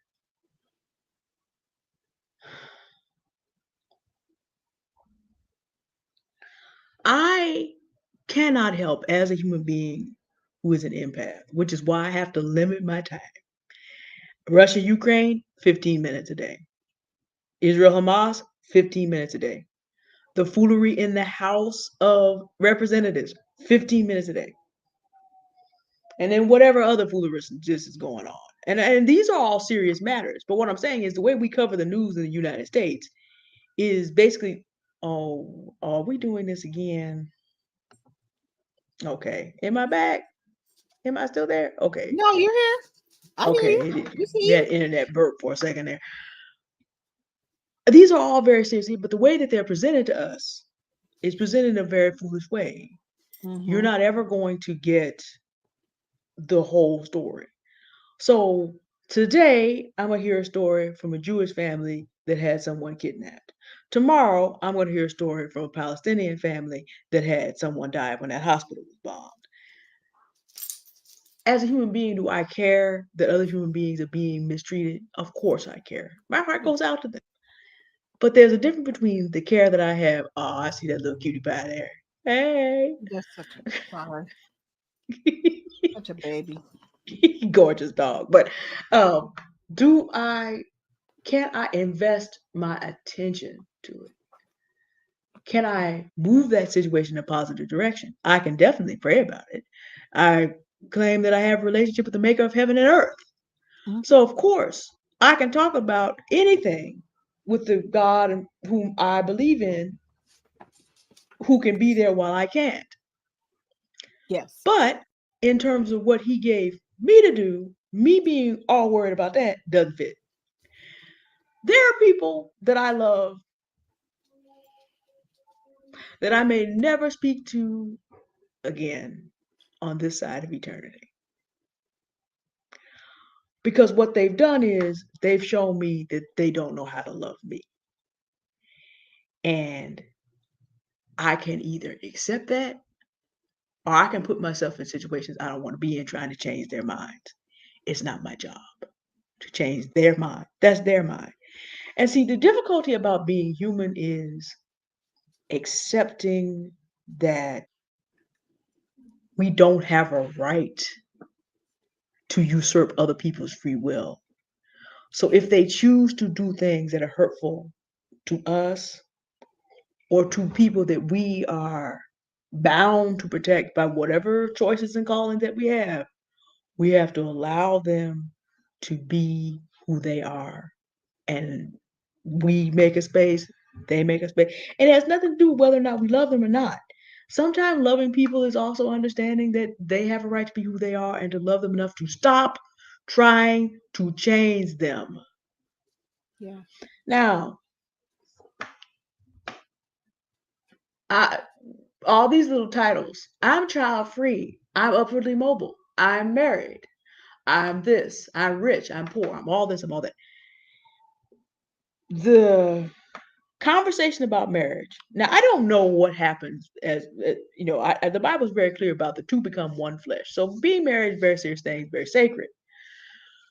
However, you don't become. It's just like Donald Trump is married. He's been married Oh, he three is? times. Where his He wife at?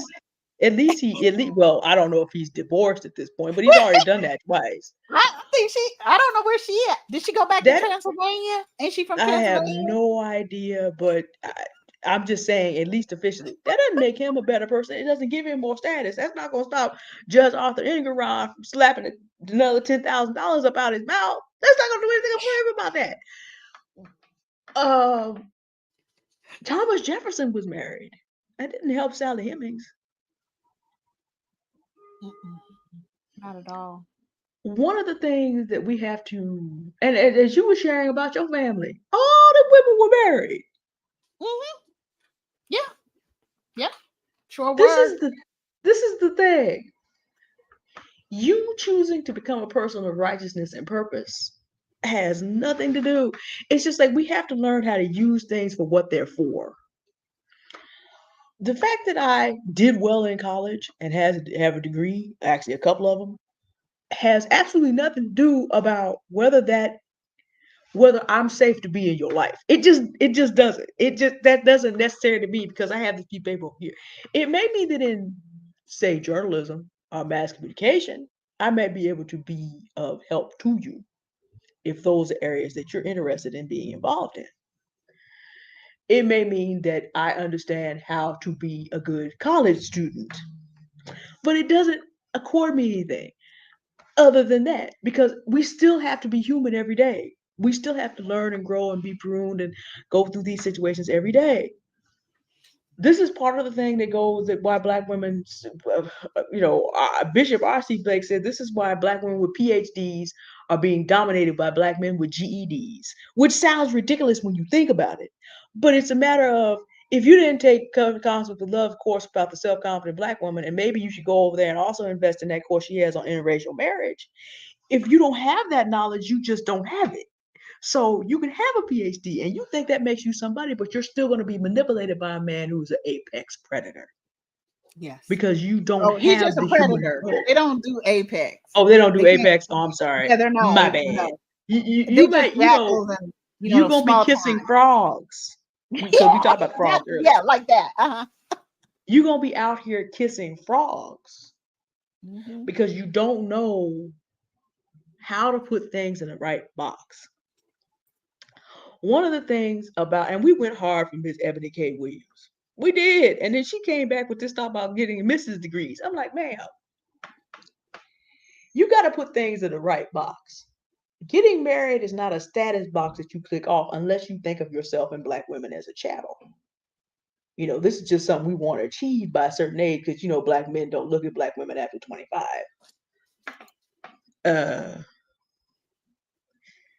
you don't know how to put things in the right box. But again, the fact that we think we have to shuffle these things into boxes. And one of the things to kind of go back to where we began, to get back to away from upper limiting behaviors, is that we have to understand that, yes, we are at different places. There are 18 million black women, at least, and about half as many black girls, 7 to 9 million, according to the latest census. And a friend of mine says it's probably undercounted. So you can just go ahead and round that up to 30 million. Yeah. We recognize that we cannot all go in the same direction at the same time because there's too many of us with too many diverse ideas, too many diverse experiences. But when it is revealed, some of us are more interested in checking off status boxes that will not determine whether we stay out of the permanent underclass, whether we get the things needed out of our lives, whether we are going to heaven or hell. None of those things make any difference because this is a human journey. Yeah. There are transactions that you have to make on the horizontal, as my dad says, on a horizontal plane and on a vertical plane that have nothing to do with all these boxes that you're ticking off. At some point, we have to look at there are people who worship evil's might. And what evil specifically I'm talking about is the continued near de facto enslavement of black women to everything and everyone else. When you live in a neighborhood where you cannot even pass a black man without speaking and smiling and giving him your number, and you can have expectation of being hurt or murked, we're still talking about neo-enslavement. We're not as far from that as we need to go. So black women who are out there making excuses for why this didn't happen or why it should have happened or why because so and so had certain things on her internet page several days before that this is what was supposed to happen to her because this is her get back.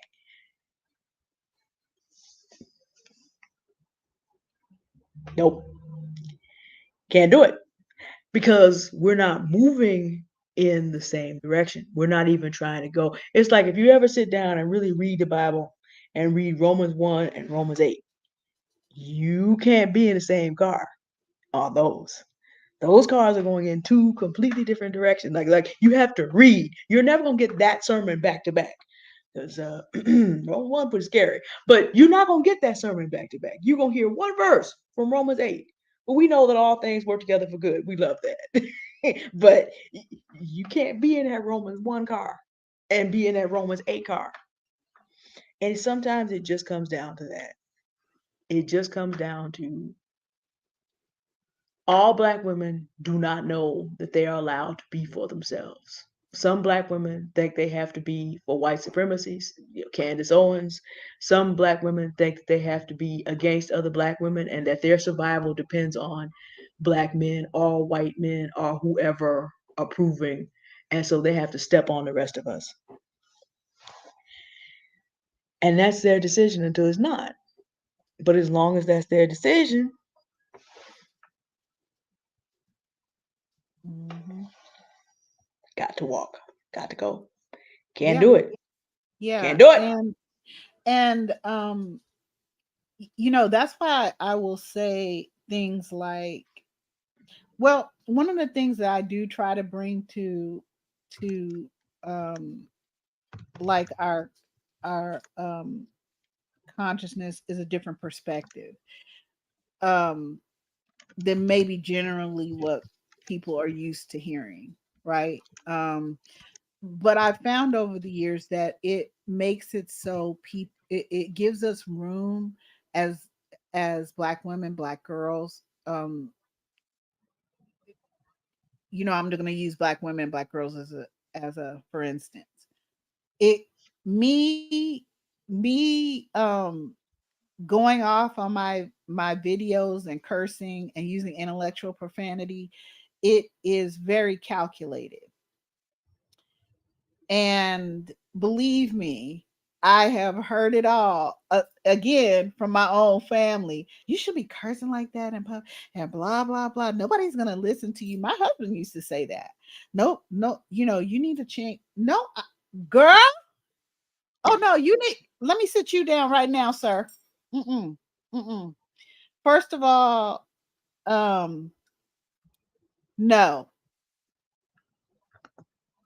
your job is to get with me. If you, because here's how I see uh um dating and stuff like that. Okay, that's cute. Um, your girl, I love sex. Ain't nobody mad at that either. Okay, and I have self body autonomy. I understand that I have a multitude of powers. And one of the reasons I understand it is because all of you different collectives and demographics keep coming to me, and those of you in my family keep coming to me to answer your prayers. I'm really not interested in your prayers. I really do feel like Carry by that's a itself. Jesus thing. You should go to Jesus with that. Stop calling me. Okay? That's Stop. fair. I was over here minding my damn business. Okay? So as a grown black woman, I'm starting to bring in different language, a different perspective. I'm listening to different black women and black girls about their perspectives. And I'm putting all of these different things together, right? Because I also don't know what I don't know. So what I've done over these decades is I've shown not just black women, but women in general. Girl, I'm not standing up for no doctor to sit down. I dare. I was in my 20s. That's what they used to teach us. When a doctor comes in, you have to stand up and give them your chair. Because I don't know why, but Please. I had a rule. You better not sit your ass in my chair. You better not come in here going off on people because they had a tendency as doctors to make women cry. That was a thing. They touched all off on women and all of this. That's why I will say to Legion, white women, that it's a funny thing that you feel like it's okay for you to rock up on me and go, "Oh, your skin is beautiful." Or, "Ooh, can I touch your hair?" Yeah, if you want me to punch you in the throat, because assault and battery is assault and battery, baby. I can get with that. Yes, I can. Yes. Yes, let's do it. You touch me and I'm gonna punch you in the throat. Mm, yeah. Okay, ready, set, go.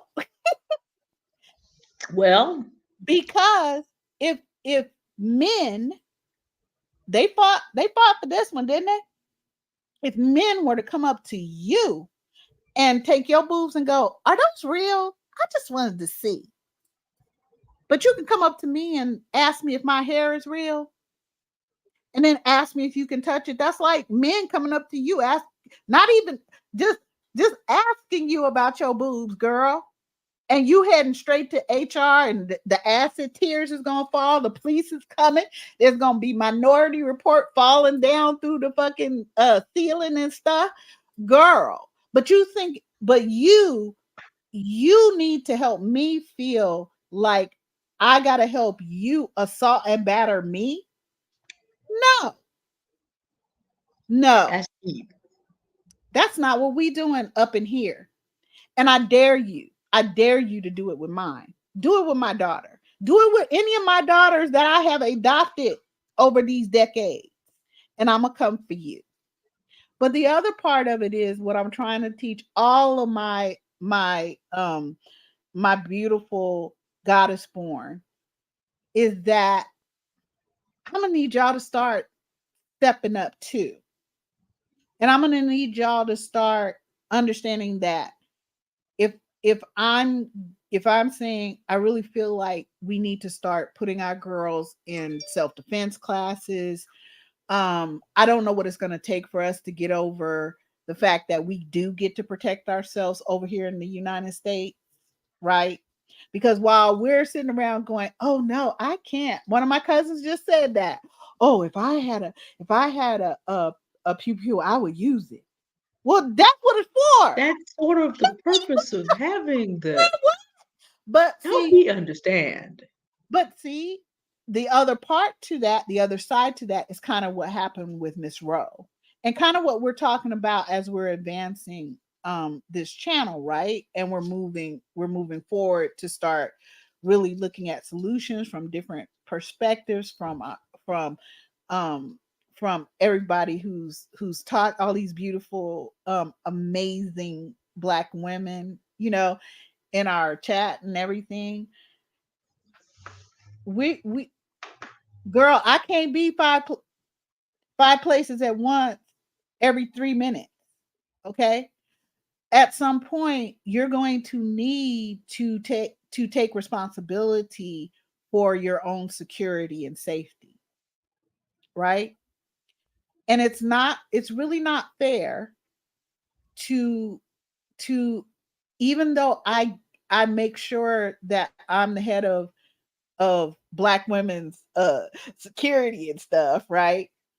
How do y'all expect me as one person to be all of these different places the way that black men, white women are killing us in the hospital, all this stuff? So how do you expect me to be in all of these different places at once? I can't. So I'm trying to give us, knowledge in a different perspective. I'm trying to give us I'm trying to say to us that actually brilliant people curse. It's not that I don't have language, but if you want to know the truth, most of these collectives out there, besides black women and black girls, most of these collectives would not understand a word I was saying if I used my full lexicon. You wouldn't understand. You just have to listen to me with a dictionary and a thesaurus. You would not understand me. Uh That, uh Whoever you are. that's So what. so And plus, I get to speak any way I want to. You ain't running nothing over here. You ain't stopping nothing. You ain't starting nothing. So when people would say that to me, I would say, you know what? You don't see it yet, but I'm telling you, if we don't start taking a stand and actually deciding what we're gonna get with and what we're not, and expressing it full on, we are not going to exist. And that's saying something very huge because we've always existed for billions of years as black women. Okay, before there was anyone else. So so I need help to protect the most vulnerable of us. Miss D needs help. We need help. We want all of us protected, uplifted, and held sacred.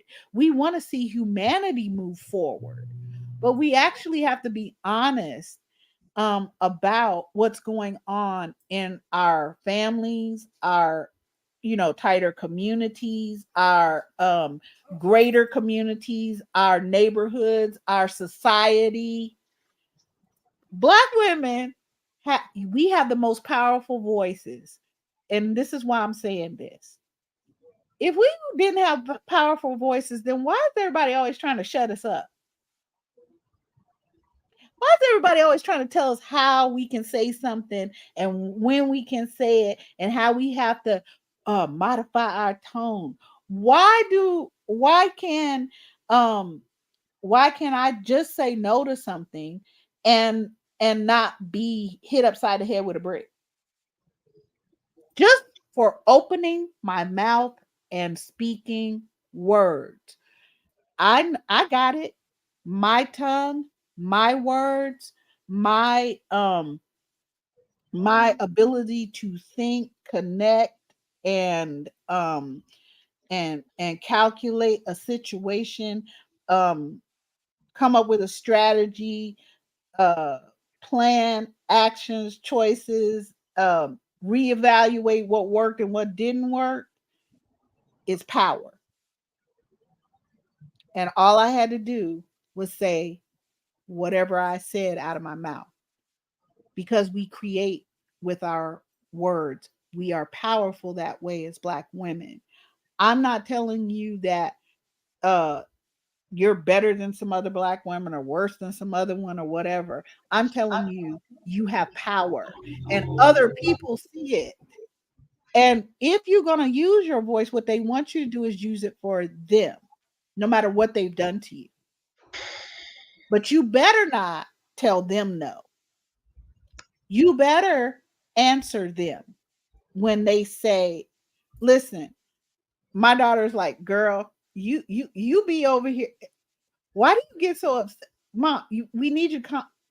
Okay, because she be worried about my health. That's what she be worried about other people's health too. Let's be honest. But she be worried about my health. All right. And and I I put a stop to people walking up on me decades ago. This ain't new. Okay. But the concept behind it is very strategic. Okay. If other Black women see that someone who is a Black woman too can tell somebody, girl, if you don't back the hell up, girl, I'll see you in the parking lot. We'll see. I'll see you in the parking lot. If I can do it, then it feels like you can do it too. I don't empower Black women because the fact is you already have power. What's happened is we've stuffed it down with pain and trauma and hurt. Part of what I do is to try to help you remove that pain and trauma so you can get to the power that you didn't give nobody your power, girl, and and nobody took it. You what you did, what you had to do to protect yourself in this society in which we live, with the language in which we use, with the violence that comes with it from other people at us, is we stuff down our power. And a lot of us feel like that's the safest way. If I just be nice, if I just modify my tone, if I just acknowledge, when a white woman wants to walk up to me and touch my hair, and I entertain that. If I just give a Black man my fake phone number or a real one or whatever, and now they trying to call at the time to make sure, girl, who are you? What have I told y'all? My phone number is 9MM3. MM 380. I'm still rolling about that. And you can get it. Hey, you got Anybody choices can over get it. here. Anybody can get it. We got choices over here. You can have a hollow point. You can have a snub nose. Girl, I go, we'll do 380 buck. And I pull out the 20 semi auto shotgun. What you want? You have a buffet going over there. Yeah, how would you like it? Because I got it all. Who is that fast food commercial that has that? Have it your way. Have it Burger your back, King. Burger. Girl, you can definitely have that your way. You can definitely do that. I'm not gonna be able to watch that commercial again without just being like, oh. Uh-huh. You could definitely do that. But if I was to stop myself from being my most authentic self, I wouldn't be able to do what I'm here to do. And I know that sometimes people don't understand it, or maybe they understand it years later, or maybe they never do. I don't know, but I have things that I have to do, right? And I don't necessarily, well, I will explain it more to black women, black girls, of course. However, y'all need to know that if we go to the store, if you, let's say we go to the store, we go pick up, some other stuff, we have to stop by here, we got to go see that person, whatever. Think about how many people we encounter and just being out for 3 or 4 hours as black women that are constantly coming up on us wanting us to make them feel better about their bad behaviors. We're not just getting one black man in our lifetime coming up to us asking us for our phone number. No, that's a daily thing. And then next, the next store, here come three white women watching you. But when you turn around and go, "Hey, can you help me get?" All of a They sudden, ain't gone. nobody there. You know, we are dealing with this in constant repetition. Girl, by the time you get home, you so tired. You just so tired.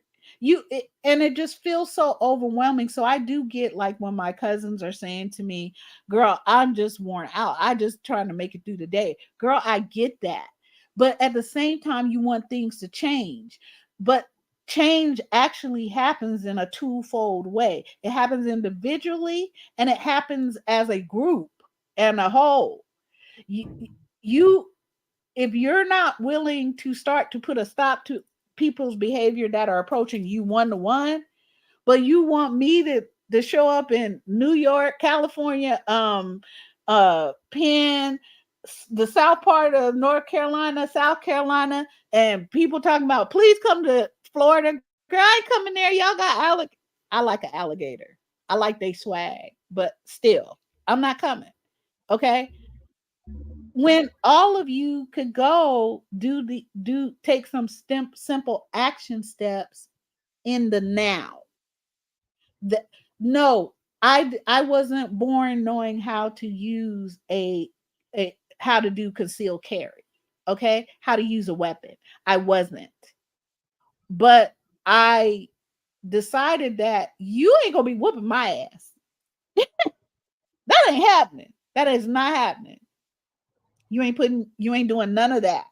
My daughter has never, ever, ever had any grown man of any kind of sort or way put his hands on her. And you best not raise your voice. Now, what I did with my daughter growing up, about, like, when I got married and I decided to get married and all of this stuff. First of all, I took hair follicles from my husband, blood samples, urine tests. I done looked at your court records if you got any. So what did they call you? What did they call you when you were little? Oh, what did I be asking those kind of questions, because I'm gonna look up your every AKA. I need to see your financial history. I'm looking at medical records. Where you been? Who you know? Girl, you think the FBI got something? The DOJ ain't got nothing on me. Okay? Because that's another thing about us as black women. We tend to think that men are kind of choosing us. Oh no, girl. Oh no. I chose a white man specifically. Now, I'm across the board as a heterosexual black woman. I do feel a little bit like I'm missing out, and because I'm not attracted to women, but you know what I'm saying, but still. Okay, I admit I'm a heterosexual. So I've dated all types of looking men from different cultures, different ethnicities, different whatever. Okay. But there's some, we need to start being strategic about how we do this. I need I need to be with a man that's going to bend the knee, because I'm a genius. So automatically his life is going to go very well. Okay? If he's with me, his life is going to go very well. But you ain't gonna sit here be putting me down, doing the most to me and whatever. And you are not gonna take credit for not a damn thing I thought of, did, whatever. We're not doing that. And most of the time, you're going to have to retrain a male if that's your thing. Okay. So I'm very strategic. A lot of what we don't understand, let's say interracial marriage, just really quick. A lot of what we don't understand is that white males do have a certain amount of power, so do Asian males, okay? It's different from ours. And we also have power. If you guys start really listening to a lot of white males now and Asian males and some Hispanic males. Oh, shout out to Ricardo. What is that boy's last name? He said something that I really liked. Um, these men will get on and tell you how much they love black women, and they will give you like 50, 11,000 reasons why they do.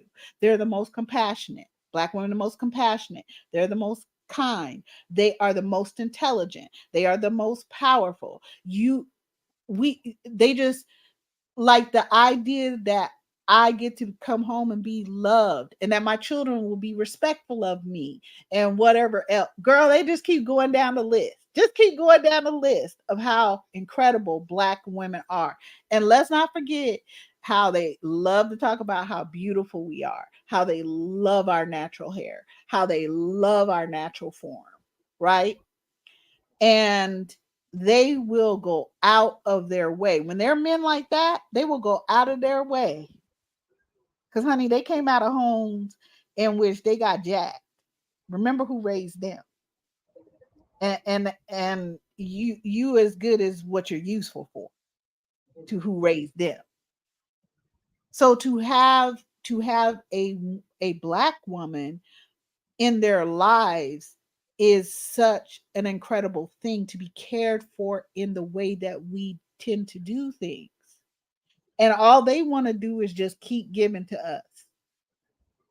Girl, if I see one more dang white man lift a black woman up to take her to the bathroom because she's pregnant, because he don't want her to walk a trip or something, we should be thinking strategically. Okay. The reason my cousins are still working in their 60s and I really do whatever the hell I want and stay in my genius zone is because I I married not just because I love this man, but also because it's a business. Also because it's a political and a savvy move. Because he, whether I like it or not, has white privilege, and I'm going to take that white privilege and use it to uplift black women and black girls. And he comes in and he's like, okay, so babe, how are we using the white privilege today?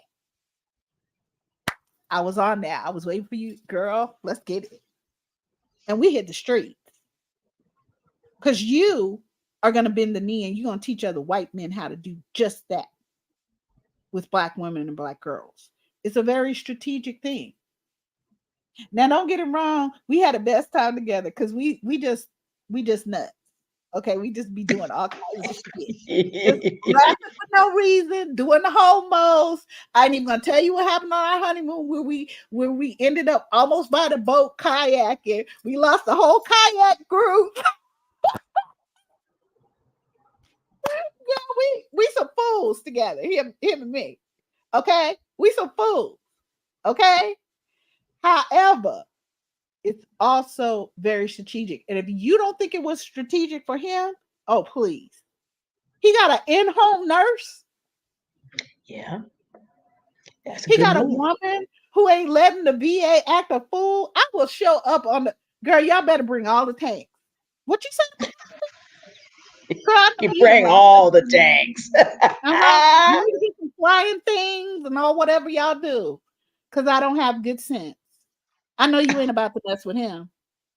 No, you not. I know. Girl, didn't mean to say that.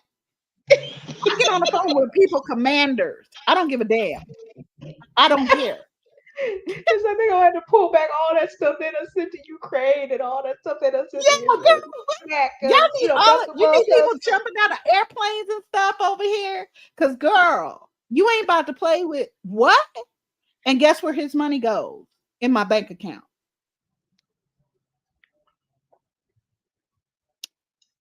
But we keep telling black women, oh, you're being gold diggers and blah, blah, blah. Girl, gold where? Go where? No, I'm being strategic. Actually care about myself. I care about my family. I care about his family. I was there when his father passed away, and I'm the one who wrapped his body. Hmm? He'll tell you now, I just didn't want to see my dad like that. And I was like, no, that's not what you're getting ready to do. I'm gonna give you your favorite blanket, your favorite pillow. I'm gonna come over there, I'm gonna hook you up and everything, but you're gonna stay here with your daddy till he takes his last breath. You're gonna be right here. You ain't coming home. No, you're gonna be right here with dad. And I'm gonna be there when I get there. I'm gonna take over some things too. And his sister was working, but you ain't gonna just leave this to everybody else because you are the next person in line. And if you make that mistake, you can never get that back. Nope. That's getting real close to trampling on some sacred territory there. That is your father. That is Just your like it would be father, with your and he has mother. been here. The man has been here. I might not, hey, me and dad might not agree on politics, girl, but he didn't play them kind of games. He didn't play them games. He didn't play them games with me either. I mean, he was good to me too. So don't get it twisted, okay? But we have to start thinking strategically. We have to start being what we truly have. We are so brilliant as black women. Girl, don't make me sing Salt and Pepper to a white woman. Y'all remember Salt and Pepper? I take your man whenever I feel like it. Oh my gosh. I sure will. I know you would. Mm-hmm. Sure will. He won't even be looking your way. Girl, he won't. He'll be over here with all his money in my bank account. Don't do that. Don't do that. And You I gonna roll up think, on I could just see this. I just want you girl, to go live on Noir Aunties. girl, Actually, no, I don't, because but I can almost just see this. If you would do that as a skit, I can almost see that. Auntie D, you know I don't have good sense. I Come on know, I know, I know. See, the thing about Noir Aunties is we are officially able to be as crazy as we absolutely and officially are. now. Because I can Girl, just hear you singing this song. I can you just know, hear you doing girl, this. that's one of my favorites. You don't want to go there. Girl, you don't want to go there. I know you don't. Listen, white women, you don't want to go there. I know you don't. You already mad at us because they've been loving us on all along. And when we start thinking more strategically, we will see who who has more of our own value system. Who do you put?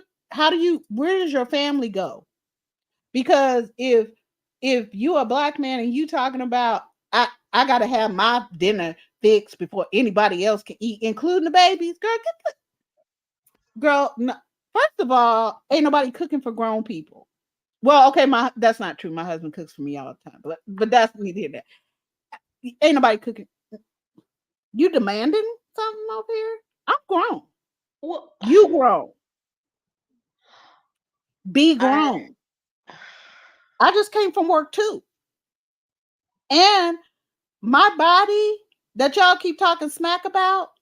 These are scars from war, honey. You try carrying a human being and creating a whole human being over 9 months.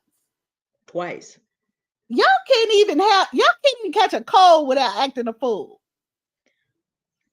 You girl, I know you need to shut up. And I'm just not gonna deal with that, because if I was so busy dealing with that, then I wouldn't be able to do what I'm able to do. Which, yeah, brings us back to full circle. Full circle. Yes.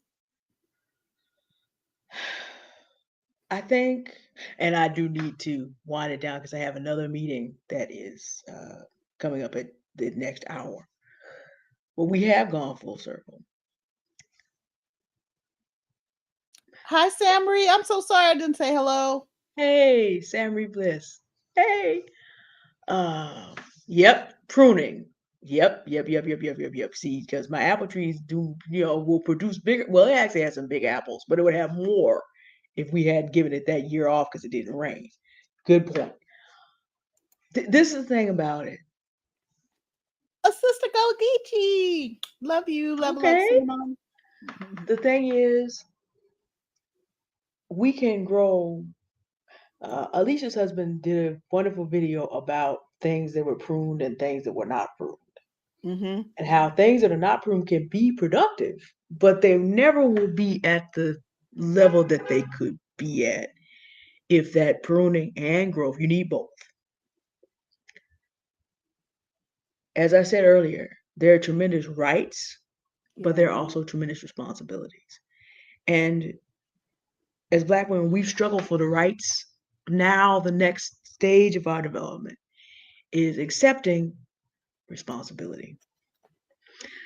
Love and I, of course, differ a little bit. Yes, there's laughing because Love and I get up here and act fool. We're both very serious people, but I'm still sitting. I'm still trying to wait. I need to be a fly on the wall when the salt and pepper start for real. Y'all know I'll get up on my show and do a whole comedy mess for y'all, talk about whatever it is. Yeah. The whole thing about how we don't have this toilet paper roll submersible that we would have. And we'll do that. We'll definitely have some laughter. That's probably another video that we can do about what we talk about. Seriousness and purpose does not mean constant austerity. Yes. That's two different things. Black women are supposed to be a very austere and not have joy. That's different. In fact, the best person to listen to about this is in this chat is probably Alicia Renese, the artist, talking about regain your joy. Yes, honey. She ain't playing them games. We You not better doing. go We're not talking rest. about that. We're not on an austerity program. That's cool for Greece. That ain't what we on. That's 2,500 years ago gone. If they want to do an austerity program, fine. That they ain't got nothing to do with us. But to the extent that we talk about the mess, having all these different things and us competing with each other when we don't want to have to, when we don't have to compete, with us looking up and looking down, and not being able to take suggestions, because I've been an auntie type all my life, it wouldn't have hit me necessarily that that implies an unhealthy hierarchy. That wouldn't have occurred to me. But because I'm not in competition with anybody, I can consider, okay, so Nia may have a point. Mm-hmm. Maybe we do need Yes. to, as we're rebranding and refocusing and having people of different ages on, maybe we do need to have a look at that. Love and I'll talk about it. But because I'm Yes. not in competition with anyone, my marital status doesn't mean I have to compete. The name of the show isn't the reason for me to compete. Whether or not Rhoda Osmond is from the diaspora does not mean that she's a problem for me as a DOS. We ain't got to Yes. do none of that. And part of the responsibility is not to go toward austerity, but just recognize I can stand here in my power, Love and stand in her power. We differ. Well, I mean, we Yes. have some eternal divergences if you kind of look at what we all believe. Some point at the end of days, one of us is actually going to find out one way or the other. And we're pretty much convinced about, to each other, we are heretical heathens. I mean, just sheep shit with two as far as our belief system. But that doesn't mean that we have to sit up here and act a fool trying to compete for y'all, Mm-hmm. because you will end up in whatever calling you're in, because there's an eternal whole eternal. We don't have to attempt to take the souls of other people. as Alicia and Stephanie Perry have taught us, all that is fruit of the slavery tree. Yes. And our responsibility is to detox and to allow that to be pruned and recognizing that it's also our responsibility to allow people their own journeys because everybody Yes. is not ready to give it up. Some people have gotten a taste for that forbidden fruit from that slavery tree, and that's what they want right now. And some of those people are black women. Quite a few black men, but some of those people are black women. True mystique. See, the same thing they laughed at. Now we're asking for the same advice and going for my ideas. See, Mm-hmm. they're always gonna come around, but it's Yes. it's a video for another day. But it's just like, you have a choice about whether or not you allow people to come back around. Mm-hmm. And that's very individual. But I'm just saying the responsibility of making sure that we're doing what we're meant to do and not what all these other people are trying to impose. That's part of the responsibility because otherwise you get into upper limiting behavior Yes. of trying to do too much for other people. Slavery is over as officially as of June 19th, 1865. Uh, our Mm-hmm. responsibility is to live as free black people and specifically free black women so that our black children have a chance. As someone Yeah. who has now taught children for longer than I have been an adult, if we don't get it together, because no matter what I try to do as a teacher, if the mother and the father are involved in upper limiting behaviors, all I can do is show an alternative path. But that child's pretty much going to be bent to go the way that they're going. So if we don't get free, that's going to make it real hard for our children. But then we need to get free for ourselves Yes. first. And that's our real responsibility. The right to be free, the responsibility to be free. And as we continue to move forward with more aunties or whatever our branding may end up being, because we'll consider what Nia X had to say, um, we want to be able, Stephanie Perry says, a possibility model to Mm-hmm. show you what's possible. I don't, I know you've at least written what, 4 books, maybe 5 or 6, love? I don't know the number. 7. 7, I okay. I and 4 anthologies that were bestsellers on Okay, Amazon. Yeah. I just okay, be messing around, okay. in between whatever else. That's kind of how I write mine too most of the time, quiet as kept. But then also, I mentioned it just to say, we don't have to be the only multi-book authors among Black women that we know. No, We want to talk absolutely to you not. about how you take the brilliance that you have. And then the editors in the chat, remember the editors in the chat with all the great tools and why we don't have to be afraid of AI. We don't Yeah. want to ever have anybody feeling our responsibility is to make sure that you know there's not a monopoly on freedom. If I was gonna Yeah. sum it up any kind of way, it's not like it's Mount Everest where it's 40 degrees. Excuse me, let me not do this because I'm in the presence of someone who acknowledges goddesses. Choma Lumma, and we're gonna take Mr. Everest's name off. We're just gonna remove that colonizer. We're gonna prune him out.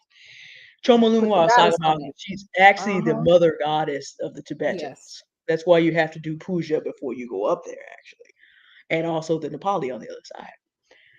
But another conversation about whether anybody needs to be climbing up there without permission. But I mean, obviously governmental position, but I mean, just naturally that maybe should not be happening. But it's not like we're going to somewhere where there's no oxygen, it's 40 degrees below, and a quarter of the people that get up there won't ever get down. It's not that kind of mountain. Yeah. We have this idea that life is colonizing Chomaluma, calling him by a white man's name. He was the surveyor, for those that needed to know. He never climbed it, he just counted it. Calling it by a colonizer's name. And then Charles Lee Mallory, 1924, why do you want to climb it? Because it's there. People just want to climb it because it's there. Like Ebony K. Mhm. Williams getting married. It's just something to check off. It never had any thought about whether you should be 29,000 feet up in the sky doing anything. We have bad ideas about what it means to succeed because these are the people that have shaped those ideas. And we're saying we don't have a monopoly on freedom. Our responsibility is to make sure, maybe aunties ain't the word. Maybe we find some, maybe think tank ain't the word. We'll find some other language. But we have the right to be who we are, and we have the responsibility to make sure we make room for other people also. And if I understand what confidence with love has been teaching us, this is what black women have been doing. And I mean, I'm probably better on United States history than everything else. But you look at all the people that made room for all kind of stuff that happened. I mean, the number of black women invented. Do you know man wouldn't even be on the moon were it not that Katherine Johnson calculated how to do that? Because John Glenn was like, I Yes. don't know anything about this international business machine, IBM. What is this? I don't even know what this is.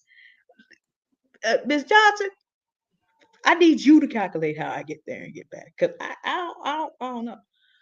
Oh, so you know what that means, love?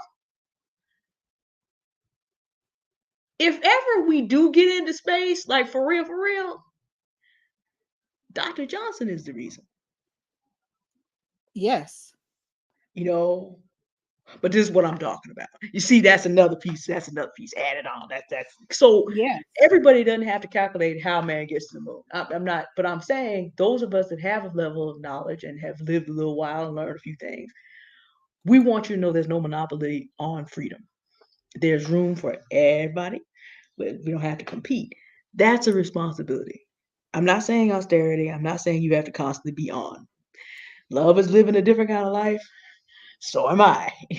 If you weren't called to do certain things, you don't have to worry about it. But in that, we look at each other and stop hating on and stop competing with. That's part of our growth process. Yes. To the extent that we step away from people that only have that in mind for us so that we are not influenced, that's part of our pruning process. And with both, we can now choose to walk in freedom together. That's right. Absolutely. And all of us can. Like Auntie D is saying, all of us can do that. Um we have it within us, though our paths are different and we have different abilities and we have different powers. We are I'll say the way I see black girls and black women, sometimes it just hurts me so bad that we don't see it. And I Yeah. know the different reasons why. I know what's been done. I know what has been put on us. I understand. But my studies, my understanding of us, my I find comfort in knowledge. That's just me. So like if if I'm reading a book, I'm actually going to look at the bibliography, and I'm going to look for those books and read them too.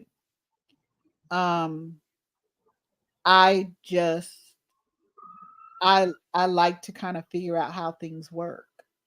And then if it needs to be dismantled and redone again, I want to hear from different people. I don't know everything. I don't know most things. I am not going to know what I would love to know in the next 1,000 lives if I ever get them. And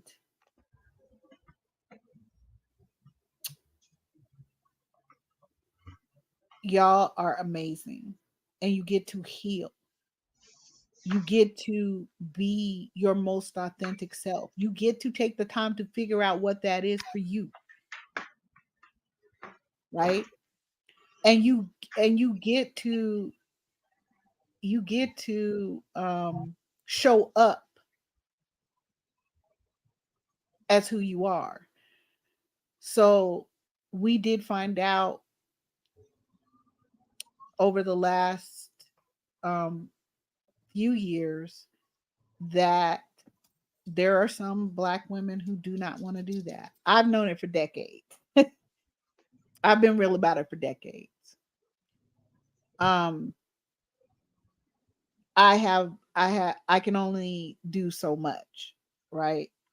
Because when it because I can't do anything until I know that we are physically safe, right? If we're not alive to grow or learn or rest or find our joy and our happiness for ourselves, then the point is moot, right?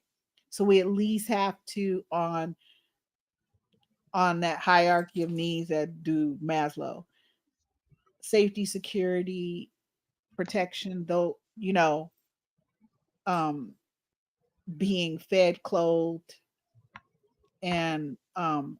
We all as human beings deserve that, you know, but we cannot allow other human beings at the same time to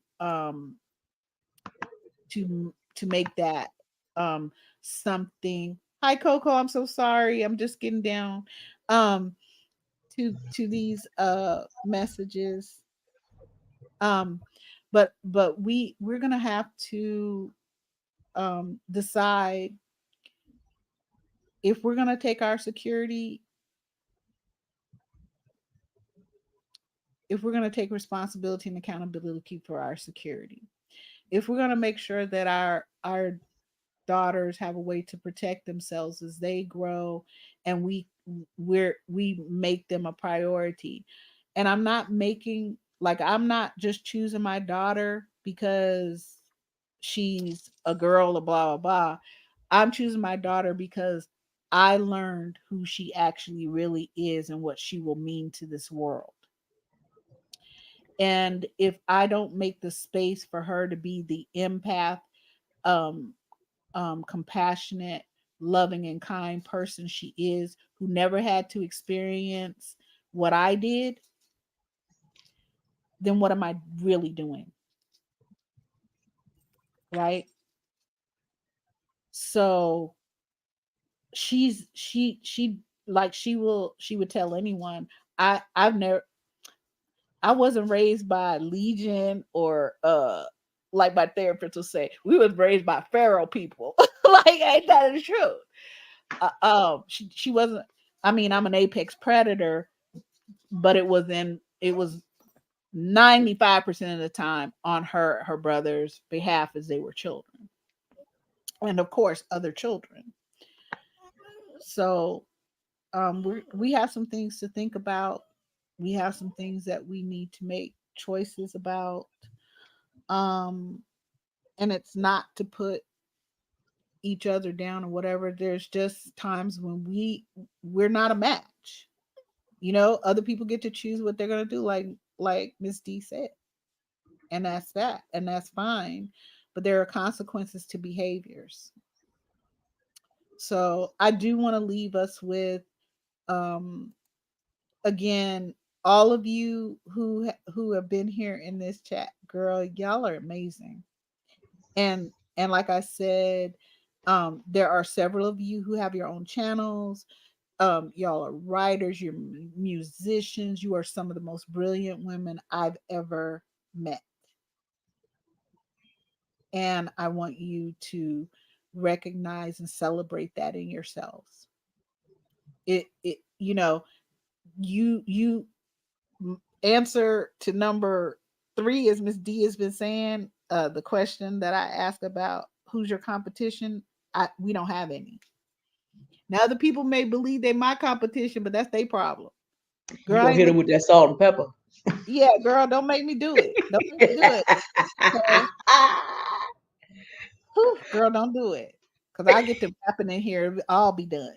Um, um you know, I just, and number 4, as we've been saying, I asked, do we do we think in or out of the box? And my personal answer to that is I don't have a box. Y'all got boxes, good for you. wrap them up, make them cute, whatever you want to do. I don't fit. I'm not trying to fit. I don't care what you how you feel about how I express myself body autonomy, you know? But I got a job to do and I'm going to do it and nobody's stopping that. And whether somebody else likes it or doesn't, gets it or not, I don't know what to tell you. But I would encourage people to start doing self-work. Get you a therapist, girl, get a hug, do something. Okay? You deserve to heal. You deserve to heal. And we're going to remain. One thing about us on this is I have every intention on us remaining not just authentic as who we each are, all of us, but I also have intention on us having in-depth conversations. That's what that cute Ricardo said. He's on YouTube too. He loves some black women, girl. I think he's with someone though. Um, but I follow him. Um, he he does talk a lot about culture and different things like that because he is indigenous. Um, and he talked about the problems there and how he has grown. But he said something about that he prefers to have deep conversations, and we prefer to have deep conversations. We don't prefer to be mired in the foolishness and the tripping and all that stuff. We really want to get some solutions for the critical issues that are plaguing us as black women and black girls, because one thing I know about it is we are some of the most compassionate and caring people, but we don't even have room to do it because we have been hurt and we hurt each other and all of these cyclical things. And I just want us to be able to what do we have what do we come up with? Oceans, girl. We be going deep. Now if you don't want to go deep, this may not be the space for you. But we going deep over here. We're pulling out strategies, tactics. We're going to be talking about books. We're going to be talking about Miss D's book, Crypto. I want to hear from different ones of you about how what you're doing. If you want to author something, you have other people here that have done that process. Um, I want you to get in your genius zone and start trying to spend much more time in your genius zone than you do in your upper limiting phase. Because I upper limit myself too, just so I don't have to face, this or that I don't feel like doing today, you know? So please just know that you deserve to be your most authentic self and wrap your arms around you. Okay? I love y'all. I really do. I'm sorry I didn't get to everybody's comment too. I was too so busy talking, girl. Sorry. That comment is worth a whole show by itself.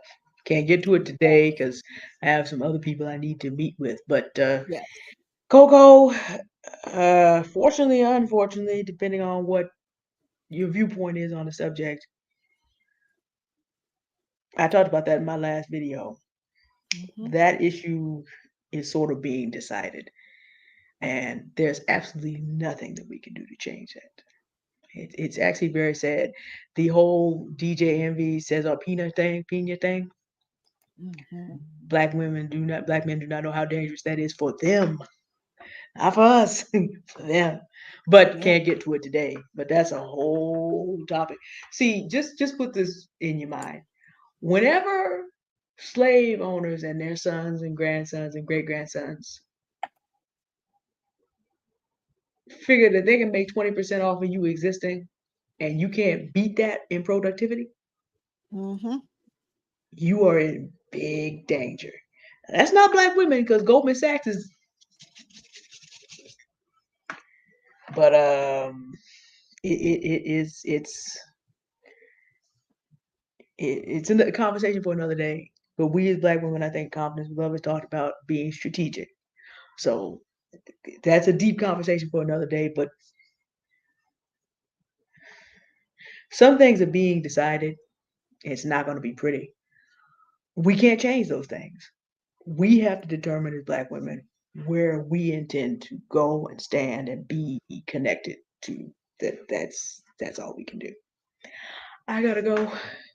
I enjoy being here with y'all so much, but I do have to go. I have to make another meeting.